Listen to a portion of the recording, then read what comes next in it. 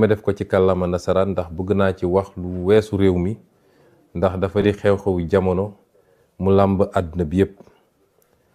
Chers amis d'ici et d'ailleurs, nous vivons des moments assez particuliers, des moments très sombres, des moments extrêmement délicats dont il nous faut mesurer toutes les conséquences et toutes les implications. Depuis 2 jours, s'est déclenché au Moyen-Orient une guerre, il faut l'appeler telle quelle, déclenchée par les États-Unis d'Amérique et leurs alliés israéliens qui ont choisi de frapper un pays, notamment l'Iran, et qui ont déclenché la riposte de ce pays qui a embrasé toute la région du Golfe. Nous serons très naïfs si nous pensions que ça se limiterait à cela. Nous souhaitons tous que ça n'aille pas plus loin que ça. Mais nous devons être pessimistes, voir les choses de la manière la plus lucide et la plus réaliste possible. Des frappes ont été opérées, une réaction s'est déclenchée, qui peut entraîner d'autres réactions avec d'autres acteurs qui vont entrer dans le conflit et peut-être des ramifications qui dépasseront cette partie du monde. C'est déplorable parce qu'à la base, nous sommes dans une situation, depuis 1 an maintenant, nous sommes dans une situation de remplacement du contrat social mondial par un retour à l'état de nature, de liquidation du droit international, où un pays peut se donner le droit à tout moment de kidnapper des présidents, de s'attaquer à d'autres pays, d'asphyxier des pays pour annoncer en prendre possession pacifiquement plus tard. Un pays sans résolution ni mandat des Nations Unies peut décider de frapper d'autres pays, de tuer, d'assassiner, il faut le dire tel quel, leurs dirigeants. Ceci est extrêmement grave. Et tout l'équilibre du monde qui a été conçu sur ces 45 dernières années, voire ces 50 dernières années, s'en trouve compromis. C'est déplorable et il faut le condamner. Je me permettrai de présenter toutes nos condoléances à la famille et au peuple des dirigeants qui ont été assassinés, les dirigeants iraniens qui ont été assassinés, et souhaiter que ce conflit trouve une fin rapide pour le bien du monde. Il nous faut mesurer toutes les conséquences de ce conflit qui dépassent le simple aspect militaire. Nous savons tous que aujourd'hui, le trafic autour du détroit d'Ormuz est compromis et nous savons que minimum 40% ou 30% du pétrole mondial, des hydrocarbures mondiaux passent par ce détroit. Les impacts sur le plan économique pour tous les pays, dont le Sénégal, dont la consommation en produits pétroliers dépend de ces trafics-là, les conséquences seront très importantes. Les conséquences de manière générale sur l'économie du monde seront très importantes, avec des impacts sur la mobilité des capitaux, sur l'investissement et les répercussions sur tous les autres produits de consommation. Parce que vous savez que tout tourne et tout tourne à partir de ces produits d'hydrocarbures, pratiquement, les industries, l'économie, tout. Et donc, même les produits de consommation courante, notamment les produits alimentaires, les denrées alimentaires, tous les autres produits s'en trouveront impactés. Et tout ça par une décision unilatérale d'un pays tout puissant soit-il de déclencher une guerre, de frapper d'autres pays, et c'est déplorable. Mais nous devons faire une analyse géopolitique de ces situations. Ce ne sont pas des situations fortuites. Pas plus tard qu'avant-hier à l'Assemblée, je vous ai parlé du piège de Thucydide. Je vous en parle depuis pas mal de temps. Je voudrais que nous soyons tous bien conscients de la situation. Nous avons des puissances émergentes regroupées autour des BRICS, avec la Chine comme un pays moteur, qui aujourd'hui, quoi qu'on dise sur le plan économique, sur le plan technologique, et certainement de plus en plus sur le plan militaire, sont en train non seulement de rattraper tout le retard, mais de prendre le dessus sur le vieux monde occidental, avec en tête de file les États-Unis d'Amérique. Et tout ce que vous voyez, c'est des réactions de ce pôle, et particulièrement des États-Unis, qui ont peur de perdre cette primauté qu'ils ont eue pendant longtemps, cette domination écrasante sur tout le reste du monde. Et si vous voyez bien la carte des interventions, il s'agit de freiner et d'expulser une puissance comme la Chine, de l'Amérique du Sud d'abord, d'où ce qui s'est passé au Venezuela, ce qui se passe actuellement à Cuba, ce qui risque de se passer ailleurs, puisque la Colombie a été menacée également. C'est ce qui se passe actuellement au Moyen-Orient, où il faut couper effectivement toutes les connexions de ces pays avec la Chine, avec la Russie et peut-être avec d'autres pays des BRICS, et leur approvisionnement en produits hydrocarbures. C'est l'Europe ne posant pas de problème fondamental, puisque l'Europe est un satellite du moins des États-Unis dans ce bloc occidental.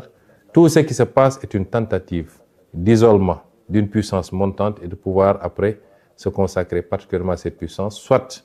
dans le cadre d'une guerre commerciale. C'est heureux si ça se limitait à cela. Nous ne souhaiterons pas que ça aille beaucoup plus loin pour des puissances dotées d'arsenal nucléaire et maîtrisant des technologies de plus en plus extrêmement sophistiquées. Nous sommes dans ce contexte géopolitique bien particulier. Quid de l'Afrique? Parce qu'on a parlé de l'Europe, on a parlé de l'Amérique, on a parlé de l'Asie. Et comme d'habitude, il est très difficile de parler de l'Afrique, puisque les Africains n'ont jamais pris la responsabilité pour comprendre les enjeux et comprendre qu'ils n'ont pas d'amis, ils n'ont pas de parents et qu'ils doivent compter sur eux-mêmes par les réformes qu'il faut, par le règlement d'un certain nombre de contentieux ou de conflits inutiles, par la stabilité, mais surtout par le travail, se mettre au travail. Nous sommes le continent qui n'existe pratiquement pas sur la carte géopolitique, mais qui semble être la seule à l'ignorer. Et nous sommes là encore dans des débats secondaires qui n'apportent rien au monde, qui n'apportent rien à l'Afrique, et qui ne rapportent rien à nos pays plus individuellement. Cette Afrique-là, qui n'est jamais sortie sous le joug de la colonisation. Parce que ce qui se joue actuellement, c'est une forme de réitération par certains empires de volonté coloniale. La colonisation, elle n'est pas seulement physique, même si ici on est sur le terrain physique, elle est aussi cette possibilité d'imposer ses vues, ses desiderata à tout le monde et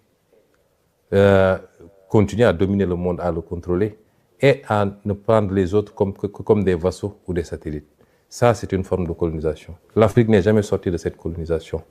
Et je m'en veux pour preuve que ce que les d'aucuns appellent la néocolonisation, par les monnaies coloniales, par le pillage des ressources naturelles, mais également par la dette injuste imposée à l'Afrique, les conditions extrêmement délicates d'accès à ces crédits et tout ce que ça fait porter comme poids à l'Afrique. L'Afrique n'est jamais sortie de cela. Et les vrais combats, ils sont là. Et c'est ça notre combat, nous. Malheureusement, quelquefois, moi personnellement, j'ai l'impression d'être assez isolé dans ce combat, y compris ici, dans notre pays au Sénégal, et maintenant qu'on est au pouvoir. Et c'est ces enjeux-là que nous devons comprendre. Que je veux que chaque militant et chaque militante comprennent. Que notre combat dépasse les débats futiles et inutiles sur des combines et des manipulations politiciennes. Mbokk yi, àdduna bi jaxasoo na. Ñun rek a ko comprendre gul. Bu ñuy seetaan di xew ci àdduna bi, ci ay commentaires la yem. Xamuñu ni lépp lu xew foofu impact bi mun a am ci suñuy réew ak suñu développement ak ci ëllëg. Ndax nit du soppiku. L'être humain est un prédateur. La majorité des êtres humains sont des prédateurs. Li andi woon ci ay jamono ay nit jaaxle ca fa ñu dëkk seen suuf doyul ñu soxla yaatu ba jël seeni gaal wër fu nekk dem seet yeneen suuf yu ñu coloniser balaa loolu ñu seet yeneen suuf yoo xam ne noot nañ ña fa ne di leen jël di leen jaay en tant que jaam yóbbu leen ci yeneen continent ñu dem liggéey loolu taxoon ñu demaat ba ñëw jël suuf soosu ne ñoo ko moom muy colonisation loolu du mus a dañ te ñu xam ni ba léegi rawuñu ci loolu àdduna mën na doxaat ba nit ñi dellu si waat te dégg ngeen kenn ci kilifa yi muy ku ñuy wax Marco Rubio di benn kilifa ci États-Unis dafa wax ni dañu war a delloo si waat colonisation tey ñooñu bu ñu demoon ba jaaxle ndax dañoo am seen mode de vie am benn niveau bu ñu tàmm ci richesse ak yu demee noonu bu ñu demoon ba xam ni loolu mënatuñ koo am te jàpp ni Sénégal am na alal goo xam ne mi ngi fi lan moo leen tere tey ñu ñëw ci seen doole ñëw nangu Sénégal comme tey ni ñuy attaqué ay réew di rey seeni président di jël seeni président yóbbu leen di leen tëj noonu la amee ci ñeneen ak ñeneen ci képp koo xam ne am na doole. moo tax Afrique benn yitte rek la waroon am Sénégal jiitu ci mooy jublu ci liggéey wàññi coow li wàññi wax ji wàññi politique bi ak combine politique yi. est-ce que ñun nous sommes à la hauteur de ces enjeux? boo xoolee coow lépp ci Sénégal ay waxu coalition diw ay waxu parti diw ay waxu xëcc nañu lii ana liggéey ana concentré wu sur l'essentiel. loolu mooy tey enjeu bi nga xam ne moo war a nekk suñu bos muy lu mooy andi woon rek ci introduction mooy il faut qu'on soit à la hauteur des enjeux. Les enjeux ne sont plus aux combines politiques ou politiciennes. Les enjeux ne sont plus aux réclamations injustifiées. la xam ne réew mi liggéeyagul alal gu mu mën a séddale ba kenn ku nekk la muy laaj ñu mën ko koo jox na ñëpp jublu ci liggéey wàññi wax ji. lu ko may nag la woon fa woon nan ñi defoon ba jiituñu ba xëy noot ñu bu ñu foog ni raw na ñu xëyaat ñëw noot ñu te duñ ci mën dara. bu dee réew yi ñu ëpp doole fuuf booy seet tey li xew diggante Russie ak Ukraine rek keroog damay seetaan benn documentaire ci benn guddi rek Russie yónnee na 850 drones yu mu envoyé Ukraine. ñun Sénégal mënuñoo jënd fukki drone yu mat ak suñu alal. kon nañu xam ni existé wuñu sax ci wàllu koom ak ci wàllu puissance ak ci wàllu doole waaye ñun foog nañ ñun ñooy le centre du monde. kon nañu jublu ci liggéey ndax lu ko mooy rek la woon fa woon.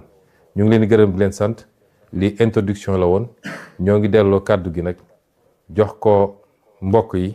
kenn ku nekk li nga am ci yitte ci laaj ñu tontu ko lépp ñu def ko ci tey ak ci dal ak ci teggin ndax am na solo. asalaamualeykum.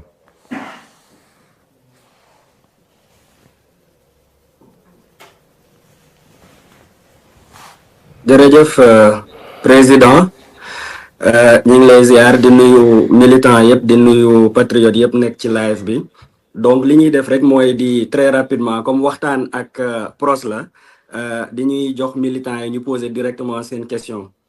niñ koy doxalee nag moo di ñuy dem zone bu nekk ñu daal di poser ñu jox nit ki nga poser benn question après président Ousmane Sonko daal di lay tontu noonu la ñuy progresser. Première zone bi ñuy dem moo di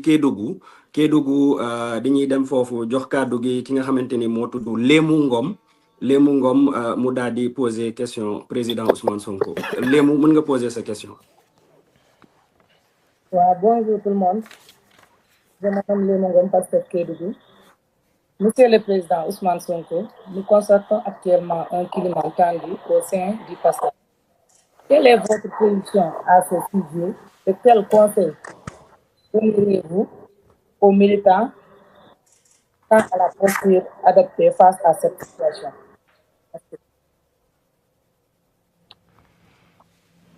jërëjëf Lému ñu ngi nuyu waa Kédougou yëpp di leen ziar. di leen wax ni namm nañ leen nag. laaj bi mu laaj am na solo ndax dama ko. mën nañ xool son bi. nee nañu am na wax ju am ci biir Pastef te wax ji bëri na man jàpp naa ni wax ji bëreetul ndax dafa am lu ma leen waxoon mooy dañu soxla woon rek clarification bu ñu demee ba clarification am ba position yi ñu xam ko defe naa wax ji bëreetul ndax Pastef parti bu mag a mag la Pastef dafa am fu mu jaar jàmmaarloog lu méttee loo xam ni kenn yaakaaroon ne mun nañ cee mucc ndax li ñu jàmmaar lool dootuñu jàmmaarloog lu mel noonu ñi fi nekkoon dañoo yoroon nguur yor appareil politique bu mag yor coalition bu mag daal di fexe ba pouvoir bi yépp ñu tënk ko téye ko di leen defloo muy FDS wala leen ci FDS yi muy justice bi muy administration bi muy ñëpp nekkoon à leur disposition ñu ànd ceeg dëgër ak soxor goo xam ne defe naa dootuñu ko gis ci àdduna ma yàgg leen wax ci jamono jooju ne bu soobee yàlla dinañu rawale projet bi bu soobee yàlla dinañ ko jàllale bu ñu demoon ba gàllankoor Ousmane Sonko du tey bu soobee yàlla ñu jàllale projet parce que liggéey nañu lu tax askan wi may ñu loolu te gëm naa nit yàlla du seetaan tey foofu la ñu toll kon nguur man bëgguma terme nguur ndax dafay renvoyer toujours à la jouissance waaye pouvoir dafa am lu mu ànd ak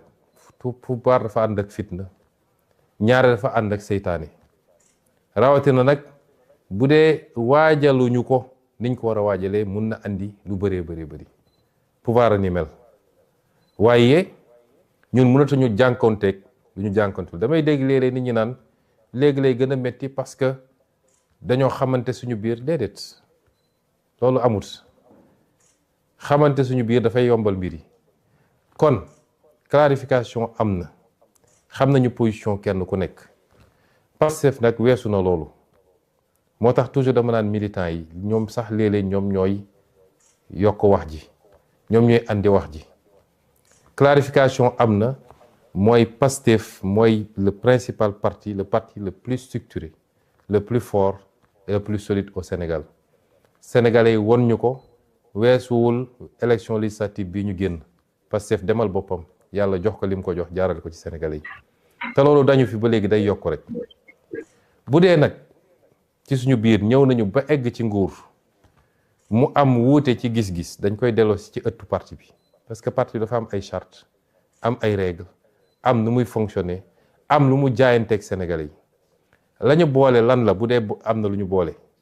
li andi problème lan la bu dee am na est-ce que c'est strictement politique mooy ci parti bi la ñu amul gis-gis la ñu bokkul gis-gis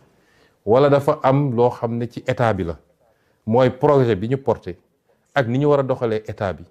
ak fi ñu war a teg mbir yi est-ce que foofu am na wuute ci niñ ko yore amaana ñaar yëpp am na moo tax nag ma ne nañ ko delloo ci ëttu parti bi am na nu muy àttee parti bi noonu muy àttee nag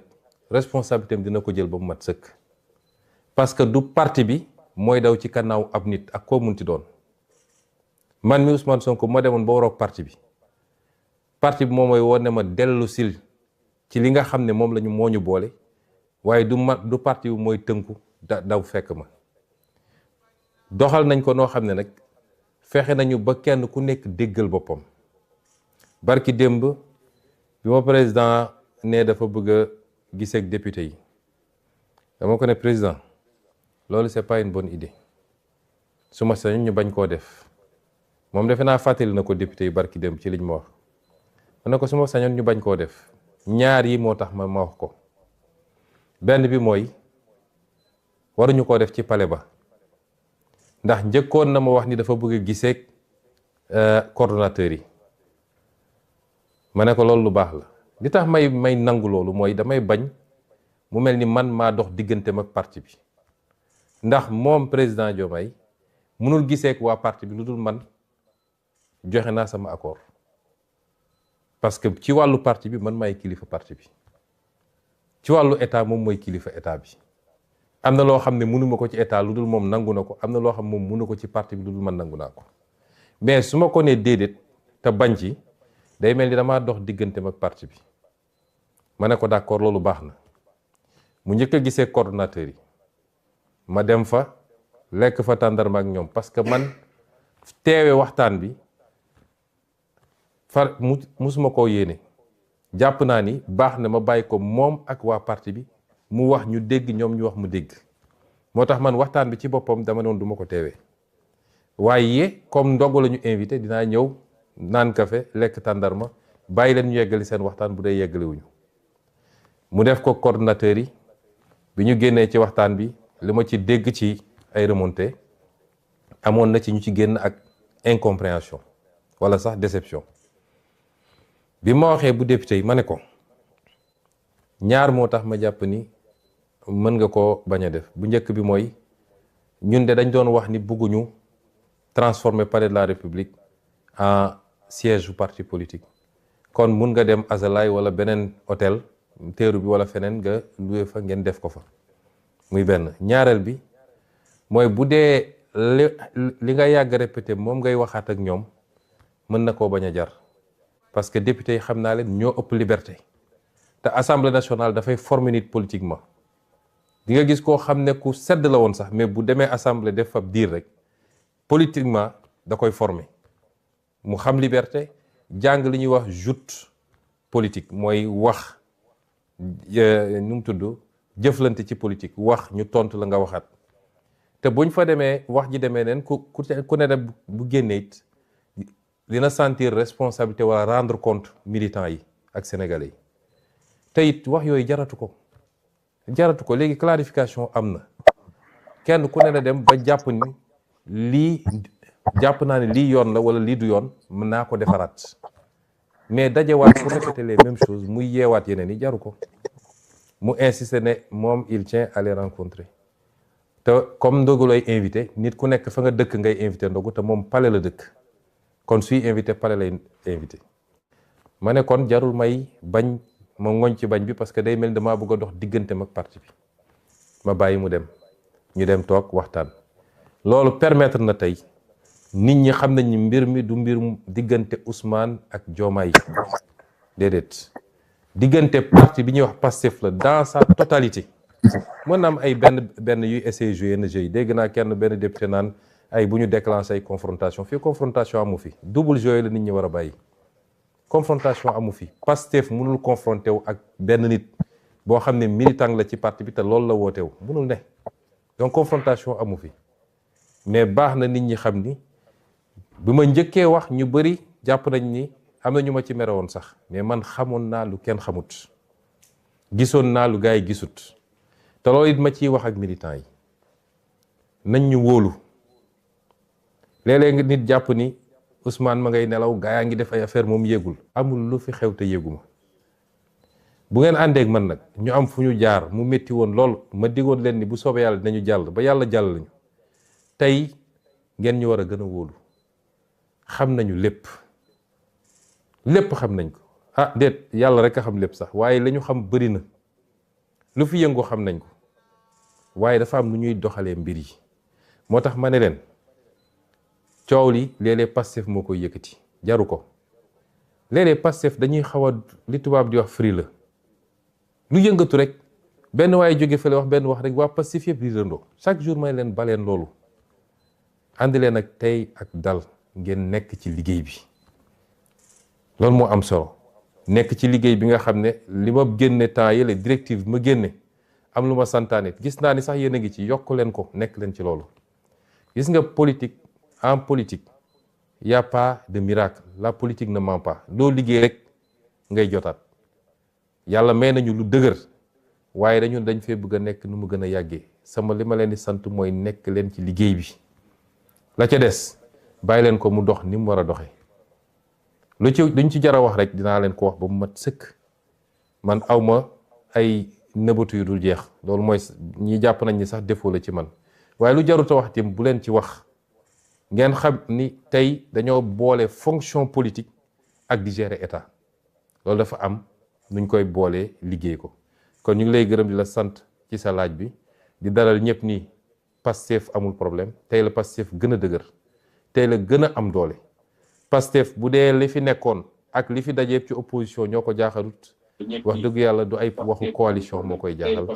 ñun ñoo leen di jox sax léeg-léeg di xale naan ñun ñoo leen di jox bës di ci wax loo xam ne jaru ko kon ñu jël ñaareelu question bi.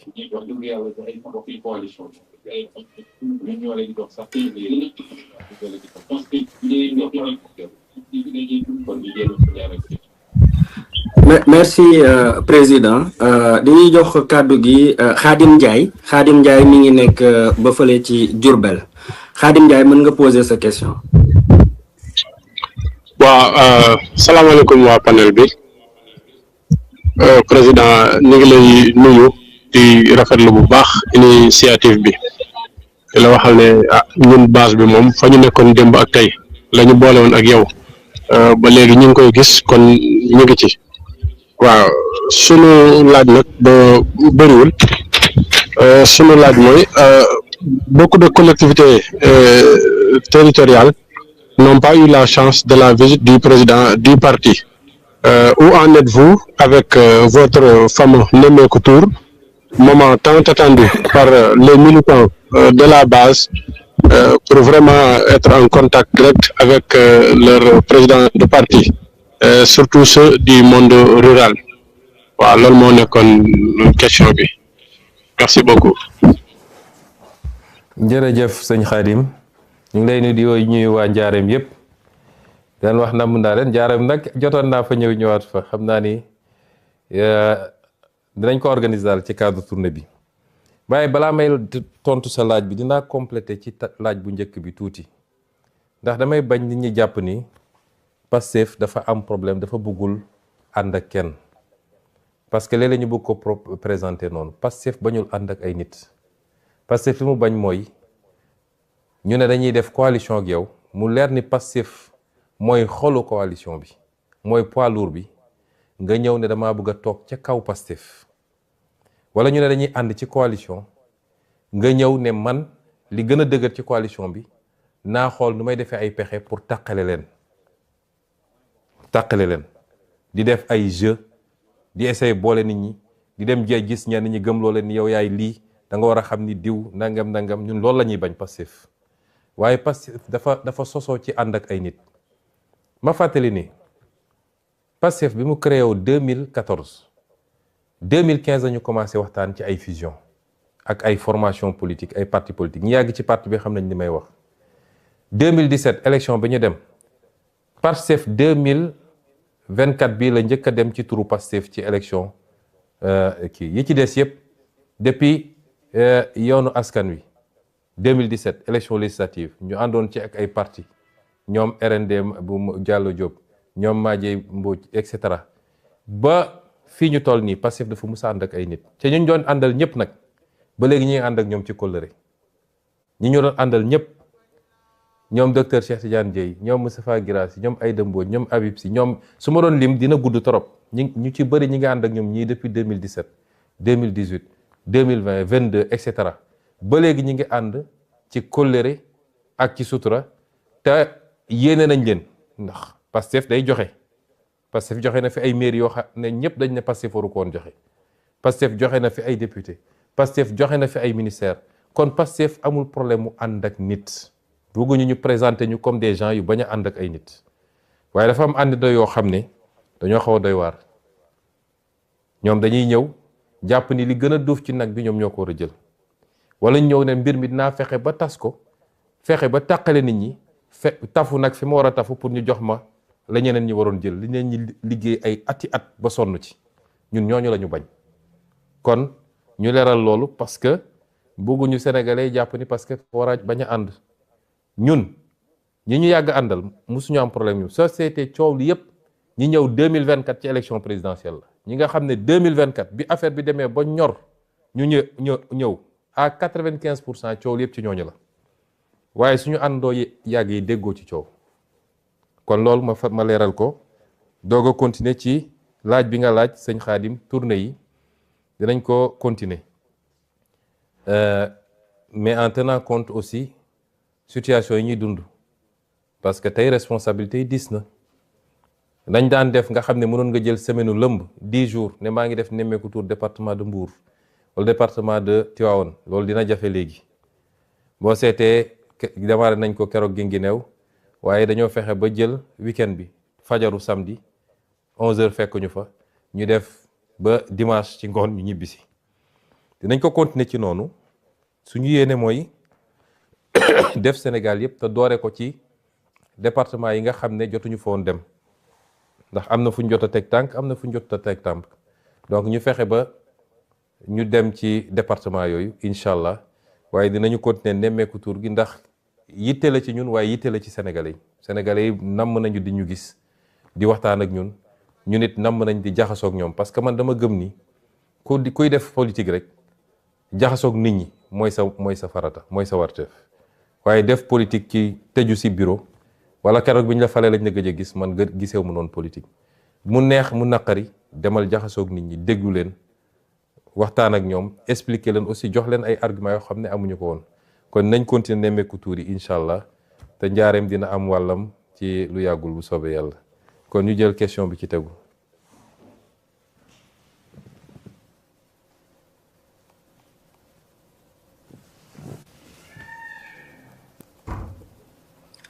merci président ki ñuy jël moo di Thérèse Diamé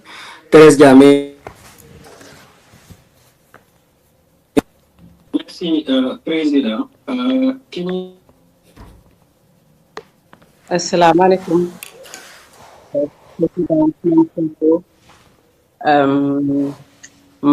maa ngi doon laajte ba xam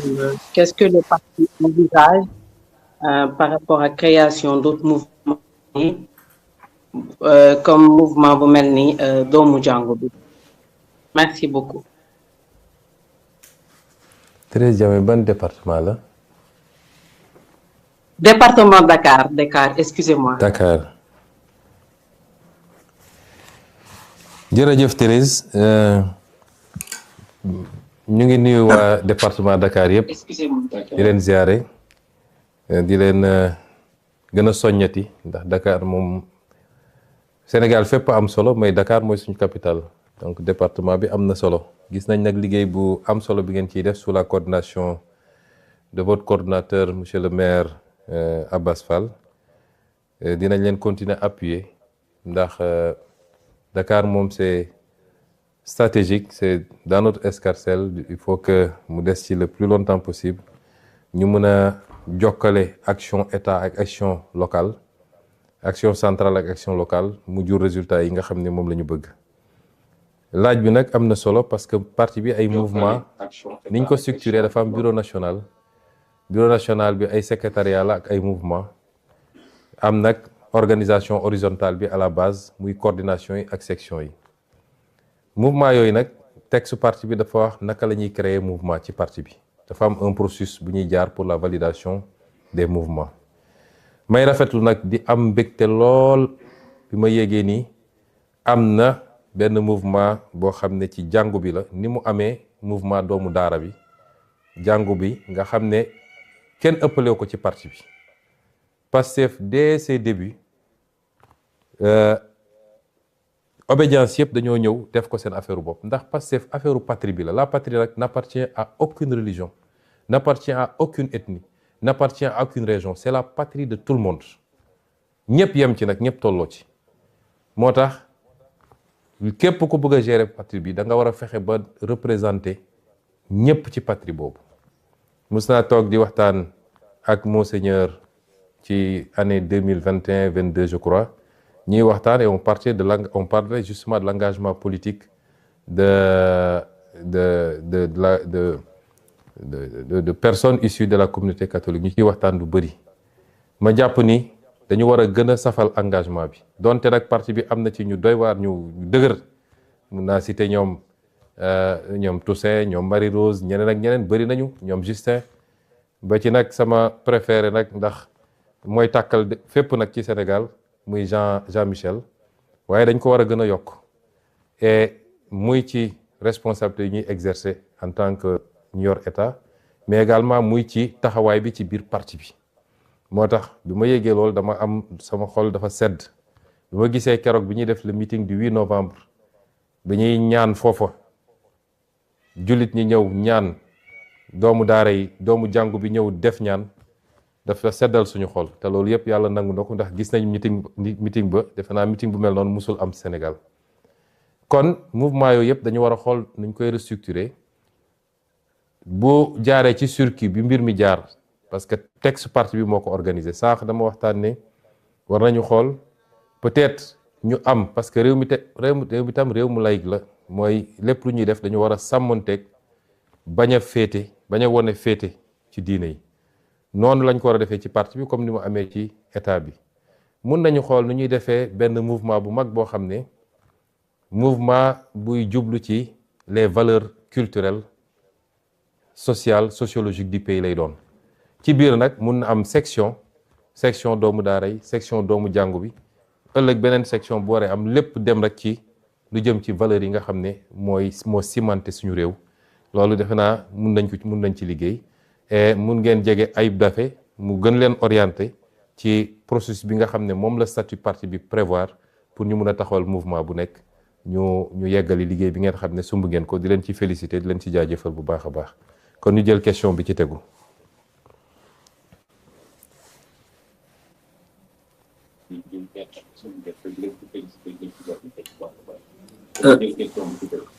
Merci président après Dakar nag dañuy dem Ziguinchor Ziguinchor ñu jox kàddu gi Cheikh Omar Kassé di Bill donc Bill tu as la parole.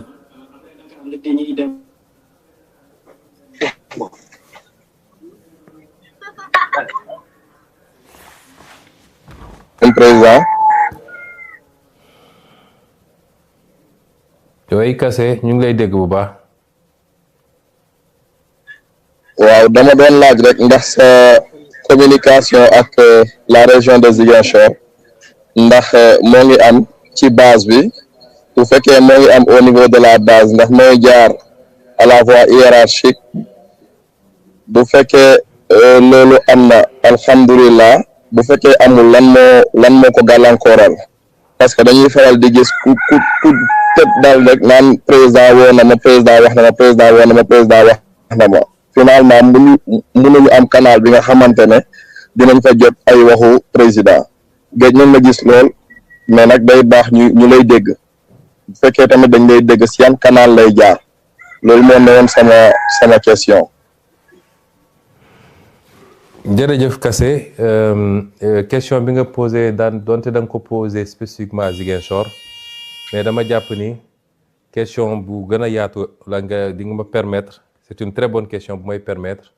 de manière générale ma leeral comment on fonctionne dans le parti. Ziguinchor nag c'est vrai gëj naa fa xaw naa fa gëj te li ma tënk xam ngeen ko mais am naa yéene ñëw fa ci fan yi xam naa ni ñaan naa yàlla balaa koor gi di jeex daal ma ñëw ziar si seet mbokk yi même su dul cadre politique mais dinañ fa ñëw te dinañu gën a organiser gën a teew Ziguinchor waaye yéen xam ngeen ni yàlla dafa am lu mu def ñu nangu ko di ko sant bu baax a baax mooy suñu leadership aussi du leadership bu région du leadership département leadership national la ma jiite parti boo xam ne parti national la Matam Kédougou Ziguinchor ak feneen lépp man dama ko tollale yemale ko donte nag su dee Ziguinchor sama cosaan la dinaa leen jox de temps en temps ay coup de pouce ni ma ko mënee mais ci wàllu ni may gérer parti bi je ne communique pas plus avec Ziguinchor qu'avec Koumpentoum ou avec et cetera parti bi nu mu bindoo mooy du man maay communiquer directement ak base bi loolu bi ñu créé parti bi la ñu teg règle yooyu loolu tax parti bi am poste président am poste secrétaire général loolu raar na léeg-léeg parti yi dañuy am poste président wala poste secrétaire général bi ñu créé parti bi dañu ne man dama ne bugguma nekk président parti boo xam ne day xëy di administrer parti au jour le jour chaque jour ñu ne la section bi problème am na cellule bi problème am na nga koy gérer nañu créer benn niveau boo xam ne moom mooy administrer parti bi loolu moo andi poste secrétaire général donc secrétaire général mooy wax ak base bi te it parti bi bu amee lu muy wax lu officiel du nit mooy jóg ne président woo na ma man su lu may def lu officiel du ma woo kenn kon ku ñëw ne leen président woo na ma nee na kooku woowu ma ko wala su ma ko woowee leneen laa ko woowee léeg-léeg ma woo nit ne ko dégg naa ni ci base bi dañuy wax ni da nga ne man maa lay woo maa lay wax li man sequma ak loolu kenn su parti bi jëlee décision le secrétaire général du parti mooy woo les coordonnateurs ne leen parti bi jël na décision bi coordonnateurs yi woo ñi nga xam ne ñooy jiite section yi ñooñu wax ak waa cellule bi c'est ça la chaîne de transmission dans le parti kon ma profité leeral ko mën naa am nag relation personnelle ak nit parce que nit yoo gis ñu ànd rek groupe bu nekk rek dina am ay affinité mën naa am relation personnelle ak nit léeg-léeg relation yooyu jiitu na sax suñu engagement en politique mais tekkiwul ni ci la ñuy liggéey ci parti bi su parti bi amee lu muy jàllale ci base bi damay woo kenn de manière informelle di ko wax déedéet ça ne marche pas comme ça kon ma dajal seen xel ni à chaque fois que le parti a pris des décisions mu war a jàll am na canal yu muy jaar te Ziguinchor ak Sédhiou ak Dakar ak feneen ñoo ci yem même canal bi lay doon léeg-léeg nag quand je veux parler moi je peux faire des conférences call avec les coordonnateurs mais boobaa coordonnateurs yëpp ay dugg wala ma def ko ak les sections il y a quelques mois def naa avec toutes les sections presque sur 555 il y avait peut-être 480 sections yoo xam ne ils étaient présents moo wax li may wax président section yi dégg ko ñun noonu la ñuy fonctionner kon question bi am na solo parce que ça permet ñu clarifier ba kenn ku ñëw ne man président woo na ma lii la ma wax lu bokkul ak lu jaar ci canal officiel bi ngeen xam ni loolu demeewul noonu merci beaucoup ñu jël question bi ci tegu.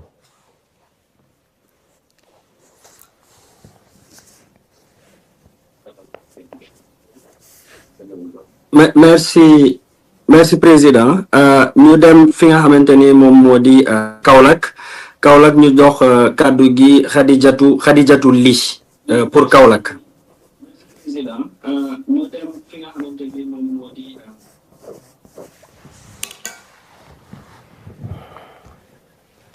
jox keneen ba mu ñëwaat. waaw comme jàppandewul ñu dem Louga kon Louga ñu jox bu technicien yi pare. Louga ñu jox Roxe Ndiaye Diaw. waaw comme jàppandewul ñu dem Louga kon.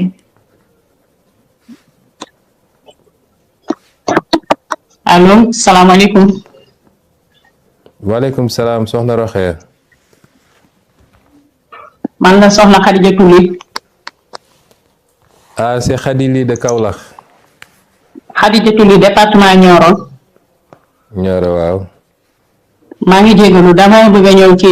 carte du membre yi laaj bala ñu ko génnee ci loxo yi ñu koy teg est-ce que dinañ xool bu baax ci loxo yi ñu koy teg est-ce que taxawuñ beneen position boo xamante ni dañ koy teg ci seen loxo ba pare mu indi ko ci ko beneen côté bi damay laaj bés bu élection locale yi jotee tànn bi monsieur président Ousmane Sonko ndax yow yaa ñuy tànnal wa illaa ku nekk da ngay tànn sa commune ñaar yooyu laa doon laaj maa ngi jégalu bu baax di la ziar. jërëjëf soxna Khadijatou yéen nag waa Kaolack da ngeen def affaire kii tuuti ndax dañu ne woon kenn ku nekk benn question rek te yow jàllale nga ñaar loolu moom dinañ ko noter ci Saloum. alors laaj yi nga laaj am na solo. d'abord ci carte de membre yi gannaaw bu ñu nuyoo waa Kaolack yëpp région Kaolack bi yëpp di leen ziar di leen gën a jaajëfal ci taxawaay bi ci yitte bi laaj yi nga laaj am na solo carte de membre yi annoncé woon nañu temps yi leen dañ ko commencé te xam naa ni ci fan yu néew rek dinañu def lancement officiel placement carte de membre yi fi mu ne nii tembe defe naa ci bésu tey wala démb jot nañu les premières cartes de membres les 400 000 premières cartes de membres waxoon nañ ne ni 1 million la ñuy frappé jot nañu les 400 000 muy carte yoo xam ne nag man duma technicien ci yooyu ci affaire biométrie waaye carte yi nu mu bindoo ñun dañoo suñuy teewoo mooyoon fexe ba sécuriser carte de membre yi jóge ci tam am une base fiable boo xam ne du lu ñu mën a falsifier waaye mënuñoo am militant boo xam ne du militant fictif la aussi militant yëpp day doon militant yu réel la bu li may wax ni bu dee 2 militants nga am sax te mu am militant bu réel moo gën nga ñëw ñu jox la base 1 million de militants te boo demee la ca ëpp du ay militants moo tax niñ ko defee am nañu carte bu nekk chaque carte digitale dafa comporter un numéro unique un numéro alphanumérique à 6 caractères boo xam ne moom mooy constituer l'identifiant du militant bu ne day am identifiant dafa am numéro bu koy identifier numéro bi c'est un numéro à 6 caractères carte bi it ñu mun koo jënd plateforme bi ñu war a defar plateforme bi sur internet mi ngi tudd Pastef et moi nit mun na jënd carte de membre fi mu toog daal di commander ci internet def li mu war a def daal di am carte de membre am sous réserve de validation mun na dem ci daje am carte de membre donc mun nañ ko jënd en ligne virtuelle comme mun nga ko commander physiquement mun nga jënd physiquement ci sa section ak yeneen ak yeneen du ma ci sori parce que bu ñuy def lancement officiel bi ci fan yu néewutul dinañu techniciens yi ñoom Zak nga xam ne ñoo ko defar dinañ ñëw ci détail yu carte yooyu mais muy carte yoo xam ne guléet lay doon ci Sénégal ñu sécuriser ko comme suñu carte d'identité nationale ñu ko sécuriser dégg naa nag ay nit naan dañoo bëgg a jaxase carte yi moo tax ñu def carte d'identité carte yooyu comme ça ñu mun koo jaxase carte électeur xam nga loolu mauvaise foi weesuwul loolu ndax fichier DAF ak carte électeur ak carte d'identité dafa mënul bokk ak lii jegantewuñu sax kenn ku ne na góorgóorlu dem moderniser sa parti ndax dañoo nekk à l'ère du numérique moo gën lu waay def nga toog di wax di essayer di ci essayer xëpp suuf alors nuñ koy distribuer tamit dina am commission nationale bi y a une commission nationale de distribution des cartes am commission départementale am les commissions locales yi nga xam ne ñooy nekk ci biir communes yi dinañu nommer superviseur dans chaque département day am superviseur général am les commissaires noonu lañ koy fonctionner bu soobee yàlla suba convoqué naa bureau politique boo xam ne bu ñu liggéeyee ba ngoon dañuy ndogoondoo defaale réunion bureau politique parce que xam ngeen ni texte parti bi dafa ne bureau politique bi mooy fixer un certain nombre de choses ñaata la ñuy jaayee carte membre bi bureau politique bi moo koy fixer durée de validité bi est-ce que benn at lay doon wala ñaari at wala juróomi at loolu bureau politique bi moo koy fixer loolu la statut yi wax ak règlement intérieur bi ak clé de répartition yi selon les départements ak les régions astafurlah clé de répartition bi nga xam ne bu ñu jëlee carte de membre bi ne masalan 1000 lay jar ñaata mooy dem ci section bi ak ñaata mooy dem au niveau national loolu tam kii moo koy fixé bureau politique bi moo tax ma convoqué suba réunion bureau politique bi bu ñu paree loolu suba ci ngoon bu ñu paree parce que waxoon nañu ba jàpp li ñu war a fixé prix carte de membre bi fii ci Sénégal mu desoon suñu mbokk diaspora bi ma ne woon secrétaire général mu consulter leen ñoom joxe nañu ne ñoom mën nañu jënd carte bi nangam lu ëpp foofu liñ koy jëndee Sénégal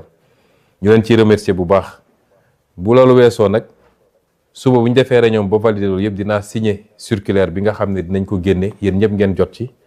circulaire boobu commission nationale bi moom dinañ ko taxawal ndax man maa koy taxawal les commissions départementales ngeen jublu si rapidement dinañu organiser benn ndaje bu mag boo xam ne ci la ñuy présenter maquette carte de membre yi expliquer fonctionnalité yi nekk ci carte de membre yi waaye ci même daje boobu bëgg naa ñu lancer aussi la construction du siège parce que parti bu mel ni Pastef dafa war a am siège yàlla na may ñu dox nañu ba am terrain bi ci suñuy affaire bopp boo xam ne dañ koo jënd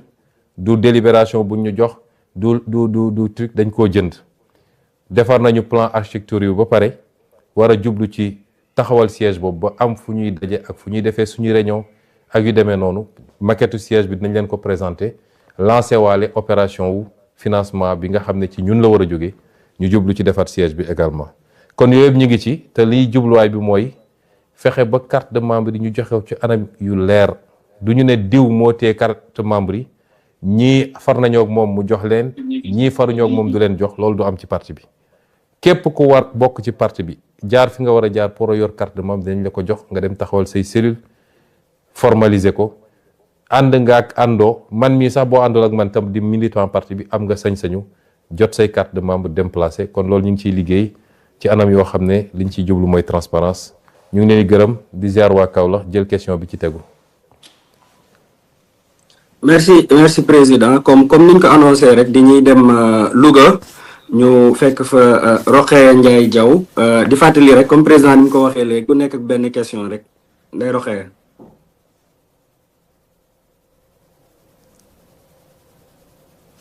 asalaamaaleykum. asalaamaaleykum waaleykum salaam wa rahmatullah. monsieur le président di lay ziar bu baax a baax di la nuyu di la encourager di rafetlu initiative bu baax a baax waaw man de li ma doon laajte par exemple moo doon affaire carte de membre yi te sama collègue bi ma jiitu wax na ci donc man du ma si waxee léegi li may wax mooy dama doon laaj réinvestiture yi est-ce que jotul ñu def ko ci parti bi parce que presque dans beaucoup de localités les coordinations souffrent et sont un peu paralysées du fait que les activités manquent waaw parce que benn coordinateur aussi yanu beaucoup de fonctions ci boppam te y a des manques de temps ak yeneen yoo xamante ne ni ñu ngi kon ñuy laaj est-ce que jotul ñu def réinvestissement créer de nouvelles bases pour une meilleure prise en charge des problèmes sociétaux donc foofu daal lañ doon accentuer suñu question pour le moment incha allah rabbi jërëjëf. jërëjëf soxna Rokhaya je pense que bon naa def exception ci question ñaareelu question Kaolack bi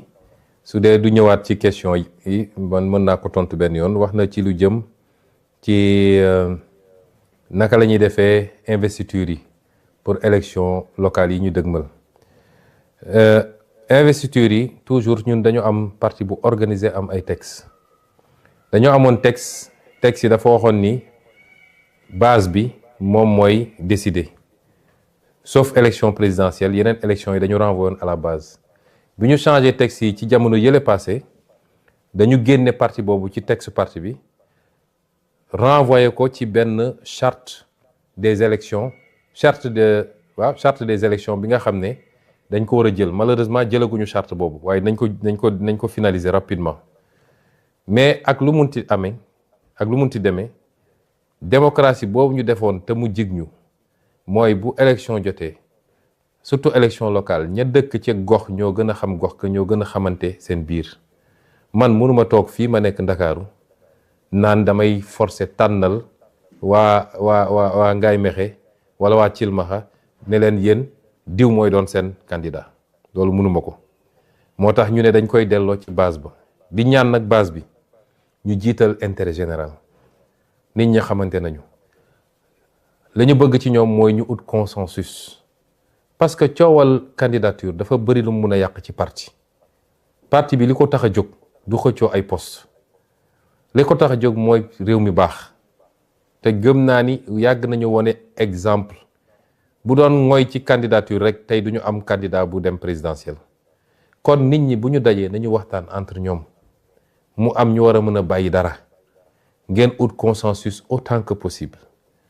loolu de moo ñuy gënal ñun ñu toog ñu ne commune yépp waxtaan nañu déggoo nañu ni diw mooy seen candidat tekkiwul ni keneen ko bëggoon nekk candidat te tànnuñu ko mënul nekk leneen lu ko gën ëllëg damay jafal di joxe benn misaal élection 2022 élection locale yi am na ñoo xam ne tànnuñu leen woon parce que dañu ut consensus bu ñu am consensus ñu dem élection waaye bu ñu demee élection bi leer nañ ñu ne diw moo gagné wasalaam mais bu ñu demee élection contestation ñu ne élection bi jaarul yoon boobu lay ñëw au niveau national pour ñun ñu arbitrer mu am ñoo xam ne bi ñu arbitrer yàlla dafa def kontaanuñu woon dara mu yóbbee leen sax ci yenn manifesta ni ñu manifester seen ñàkk kontaante waaye tey ñooñu tey ñi ngi yor ay ndomb tànk yu kawe am na ñoo xam ne sax ñi ngay toog ci conseil des ministres tey ministre lañu wala secrétaire d'état lañu wala leneen nañ moo tax mbir mi nañ ciy jiital toujours yàlla bëgg nga jaadu na politique ak ambition ñoo ànd damaa bëgg a nekk maire bi damaa bëgg a nekk président conseil départemental damaa bëgg a nekk député bi damaa bëgg a nekk président bi waaye nañu xam ne yàlla rek mooy dogal in fine li nga war a def ko waaye bu mu la yóbbee mukk ci lu ñaaw ndax parti bi weesu na loolu kon liñ leen wax mooy njëkk leen ut consensus waxtaan leen mu am ñu war a ëppale seen bopp dara bu ngeen amul consensus élection am bu ñu defee élection kii moo gagné ñi ci des ñëpp ka bëggoon te gañewul na ñëw nekk son directeur de campagne même bu dee kële nangul na ko xar tànkutu beem pour ñu gagner parce que en ce moment c'est le parti qui gagne c'est le Sénégal qui gagne bu loolu amul nag dina yëg ci ñun dinañu arbitrer gënaluñu nag te ñuy wax nit ñi ni ñun duñu parparloo mukk duñu arbitrer parce que diw mooy suñu xarit wala diw suñu mbokk la wala diw moo ma neex ñun dañuy arbitrer ci suñu conscience li ñu suñu conscience may kon loolu moom la ñuy wóyale waat noonu la ñuy doxalee di profité di wax nag ni parti bi dafa yaatu ubbeeku léeg-léeg nitu Pastef suñu problème yépp mooy nit ñi sax dañuy am impression que nitu Pastef dañoo siis lenn bokk ci nitu Pastef yi bëgguñu ubbi bëgguñu yaatal bëgguñu après dañ naan ñun ñoo fi newoon démb ak barki démb déedéet ubbi gis nga diine sax dafa dox domaare ci dara ci lu ndaw ay nit di ñëw bi muy métti ba bi ñu gañee ba pare sax ay nit di ñëw moo tax tey ñu nekk ay milliards musulmans ay milliards chrétiens ay milliards leneen donc nañu yaatal mbir mi tekkiwul ni ki ñëw dafa gën ñi fi nekk tekkiwul day ñëw rek nekk ci kaw ñëpp waaye tekkiwul ni dafa war a ñëw rek nekk ci suufu ñëpp kenn ku nekk ak li nga àndaale booy ñëw ak noo mel kon nañu yaatal mbir mi am ouverture lépp ñu xam ni intérêt réew mi la te li ñuy ñaan yàlla bu amee kenn ku ne di nga jëriñ sa réew ba doyal jëriñ réew nag tekkiwul ni forcément dama war a nekk DG wala dama war a nekk directeur wala dama nekk ministre déedéet y a 1000 manières de servir le pays te léeg-léeg nit dina servir réewam lu ëpp njëriñ ci réew mi ëppal ko njëriñ moom lu bokkul ak yooyu nga xam ne ay ndombu tànk rek la nga xam ne bu ko nit yoree te yem ci fu mu war a yem gisuma lu mu doon lu dul sacerdoce lu dul ab poids bu ñu teg ci kawam. mu des nag laaj bi nga xam ne soxna Roxee laaj na ko ci renouvellement wu instance parti bi loolu moo tax ñuy lancer carte de membre parce que lu jiitu renouvellement il faut ñu defaraat base bi ba xam kan mooy militant lan mooy cellule bi ñan ñoo ko composé te loolu ci jaay carte de membre yi la war a njëkk a doore jàpp ma ni parti bi dafa nekk en léthargie man su ma toogee ay week-end di seetaan activité parti bi damay sant yàlla parce que nous sommes le parti le plus dynamique au Sénégal militants yi xaaruñu sax président de leen def leen wala bu leen def week-end boo gis rek fépp yaa ngi gis ay activité mun nañ ko xeeb mun nañu parce que waruñu bew waruñu li tubaab naan dormir sur ses lauriers dañu war a continuer di ful li ñuy def waaye coordination yaa ngi góorgóorlu section yaa ngi góorgóorlu peut-être dina am ay benn yoo xam ne peut-être ni mu waroon doxewul noonu waaye ñu gën a soññaat nit ñi rek ci liggéey bi structure provisoire yi bëri na ci parti bi am na yoo xam ne d'accord naa ni dañ ko war a gaaw defaraat am na ku léegi poser benn question sur Ziguinchor structure provisoire lañ fa tegoon defe naa fu mel ni Mbour noonu la mel defe naa fu mel ni Guédiawaye noonu la mel wala peut-être yu mel noonu yooyu war nañoo gaaw parce que ay communes yu mag la ay départements yu mag la ñu def renouvellement yi rapidement mais ñu def ko teg ko ci yoon parce que renouvellement yi jaay carte yi aussi moo ñuy permettre ñu dem congrès bi man ne woon naa dañu génn avril te defuñu congrès ñaari dàqante wuñu sax parce que congrès parti bi mun nañ ko def à tout moment ndax congrès parti bi kenn rek lañ ciy renouveler ñaar mooy président parti bi ak trésorier parti bi ñoom la ñuy fal ci congrès ba faluñu fa bureau politique faluñu fa coordination président parti bi lañ fay fal ak trésorier parti bi su ma juumul kon loolu mun nañ ko organiser à tout moment su loolu weesoo defaraat texte parti bi lépp lu ñu bëgg a yeesal ci texte bi ak les résolutions yi nga xam ne mooy doon résolution yi war a orienter action parti bi moo taxoon ma joxewoon ndigal waa bureau politique bi ne leen nañu gaaw liggéey ci ñu dem ci congrès bi parce que boobu ba léegi nag ñi ngi wax congrès yàgg na jot na parti bi organise son premier congrès ordinaire ñu ngi leen di gërëm leen sant jël question bi ci tegu. léegi nag ñi ngi wax congrès yàgg na jot na parti bi organise son premier. Merci président je pense que léegi mën nañ dem fële Matam ñu daal di jox kàddu gi Thiam Bokar bu Matam yaa yor ko kàddu gi.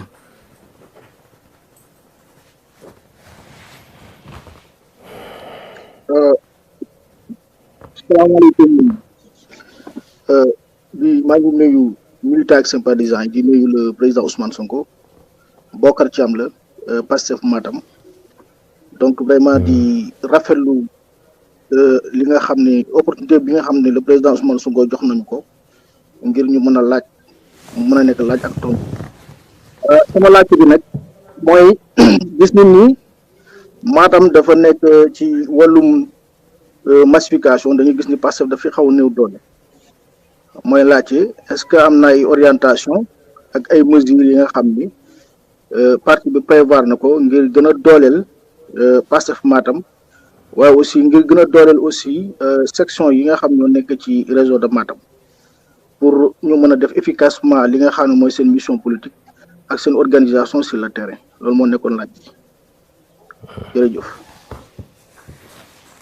jërëjëf El Hadj Bokar ñu ngi lay nuyu di ziar waa Matam yëpp di leen jaajëfal di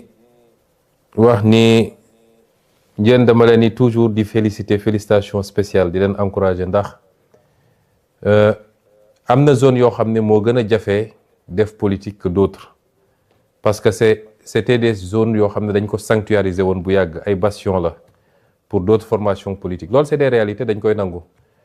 ñi ngi ñaan yàlla ñi ngi sant yàlla nag bi mu néewee léegi muy doon zone yu néew defe naa Matam ci dernier bastion la boo xam ne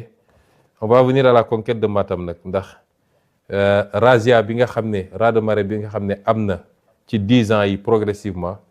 amul benn zone du pays boo xam ne war nañ koo bàyyi de côté mais dama leen di féliciter ndax métti woon na lool Matam nekk bastion boo xam ne ñëpp xam nañ bastion kan la woon yéen ngeen am courage yu taxaw woote fa patriotisme woote fa nu mu tudd Pastef def fa liggéey bu am solo ba pratiquement élection bu mus a am li ci ëpp ci élection yi nous sommes arrivés 2e à Matam te loolu seen jàmbarte la kon liggéey boobu nañ ko continuer Matam bokk na ci les gens ne prêtent pas attention mais bokk na ci fi ma gën a bëri tànk bi ñu commencé politique ak léegi ñëw naa fa ñëwaat fa def naa fa tournée def naa fa nu mu tudd bi ñuy def vacances citoyennes ñëw naa fa bi ñuy def ñëw naa fa tournée ñëw naa fa yeneen ak yeneen loolu yëpp c'était pour dooleel Matam pour xam enjeu bi mu nekk ak effort yi ñu war a def pour conquérir ko donc liggéey bi nañ ko continuer di leen gën a soññ rester ouvert politique ouverture la wax naa ko léegi ci bi may wax léegi ci beneen thème bi bëri na ñoo xam ne bëgg nañuy rejoindre parti bi nekkoon sax ci féete woon feneen bëgg rejoindre parti bi loolu du transhumance mooy ñëw pour ñu jox la ñun amuñu lu ñu joxe mais ku dox ba jàpp ni gis nga bokk sa bopp ci Pastef te ma yàgg ko wax bi ñuy nekk opposant ba ñu nekk opposant déjà am na ñu jóge woon APR ñëw ci suñu parti ba tey ñu nekk ay maire comme ñoom Baye Niass ak yu demee noonu kon parti bi yàgg na am ubbeeku boobu kon garder cette ouverture là ñuy dalal xelu ñëpp nag ni ñun parce que bëri na cliché yu gars yi togg mais da ngay dégg sax ba léegi ci discours yi lu am ñu ne woo naa sama lii et cetera déedéet ñun amuñu benn zone du pays boo xam ne dañ koo stigmatiser wala dañ koo singali man wax naa ni dama am cosaan foofu ndax sama maam waa Njaayeen Pendaaw la donc ci Fuuta la bokk kon kenn ëppalewu ma fa ñun dañoo boole Sénégal yëpp maasale ko ñëpp lañu bëgg defuñu exception li ma yéene Ziguinchor lu ko raw laa yéene pour Matam yàlla bi ma tiim bu dee du dëgg ci man yàlla koor gi ñu nekk bu mu am donc ñun amuñu problème boobu nit ñi ñooy essayer politiquer ces arguments là di ko de essayer jaay nit ñi loolu nag ci communication ñu leen ciy gën a soññ ngeen góorgóorlu gën a vulgariser donte nag ci démocratie la ñu nekk te nit mën na faral nit parce que seq na ak moom loolu dañ koy nangu kenn ku nekk sooy politique fa ngay essayer njëkk ak am base mooy fa nga jóge kon loolu yoon la yéen tam war ngeen tabax à construire un leadership fort à Matam qui sorte du lot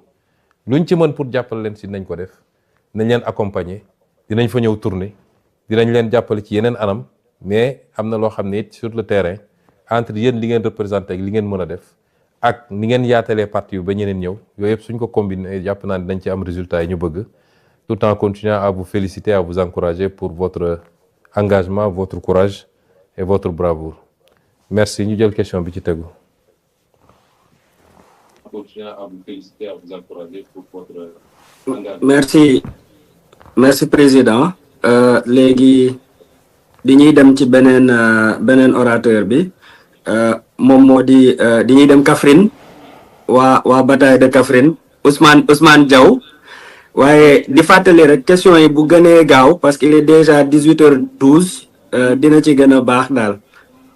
de Kaffrine Ousmane Diaw waaye di fàttali rek question yi.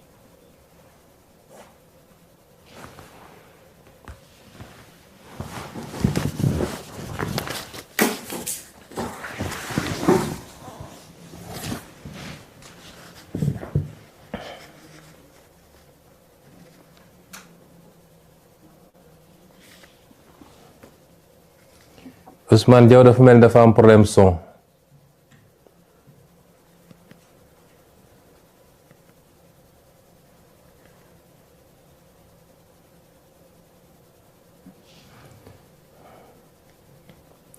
Effectivement Ousmane boo mënee tijji sa micro.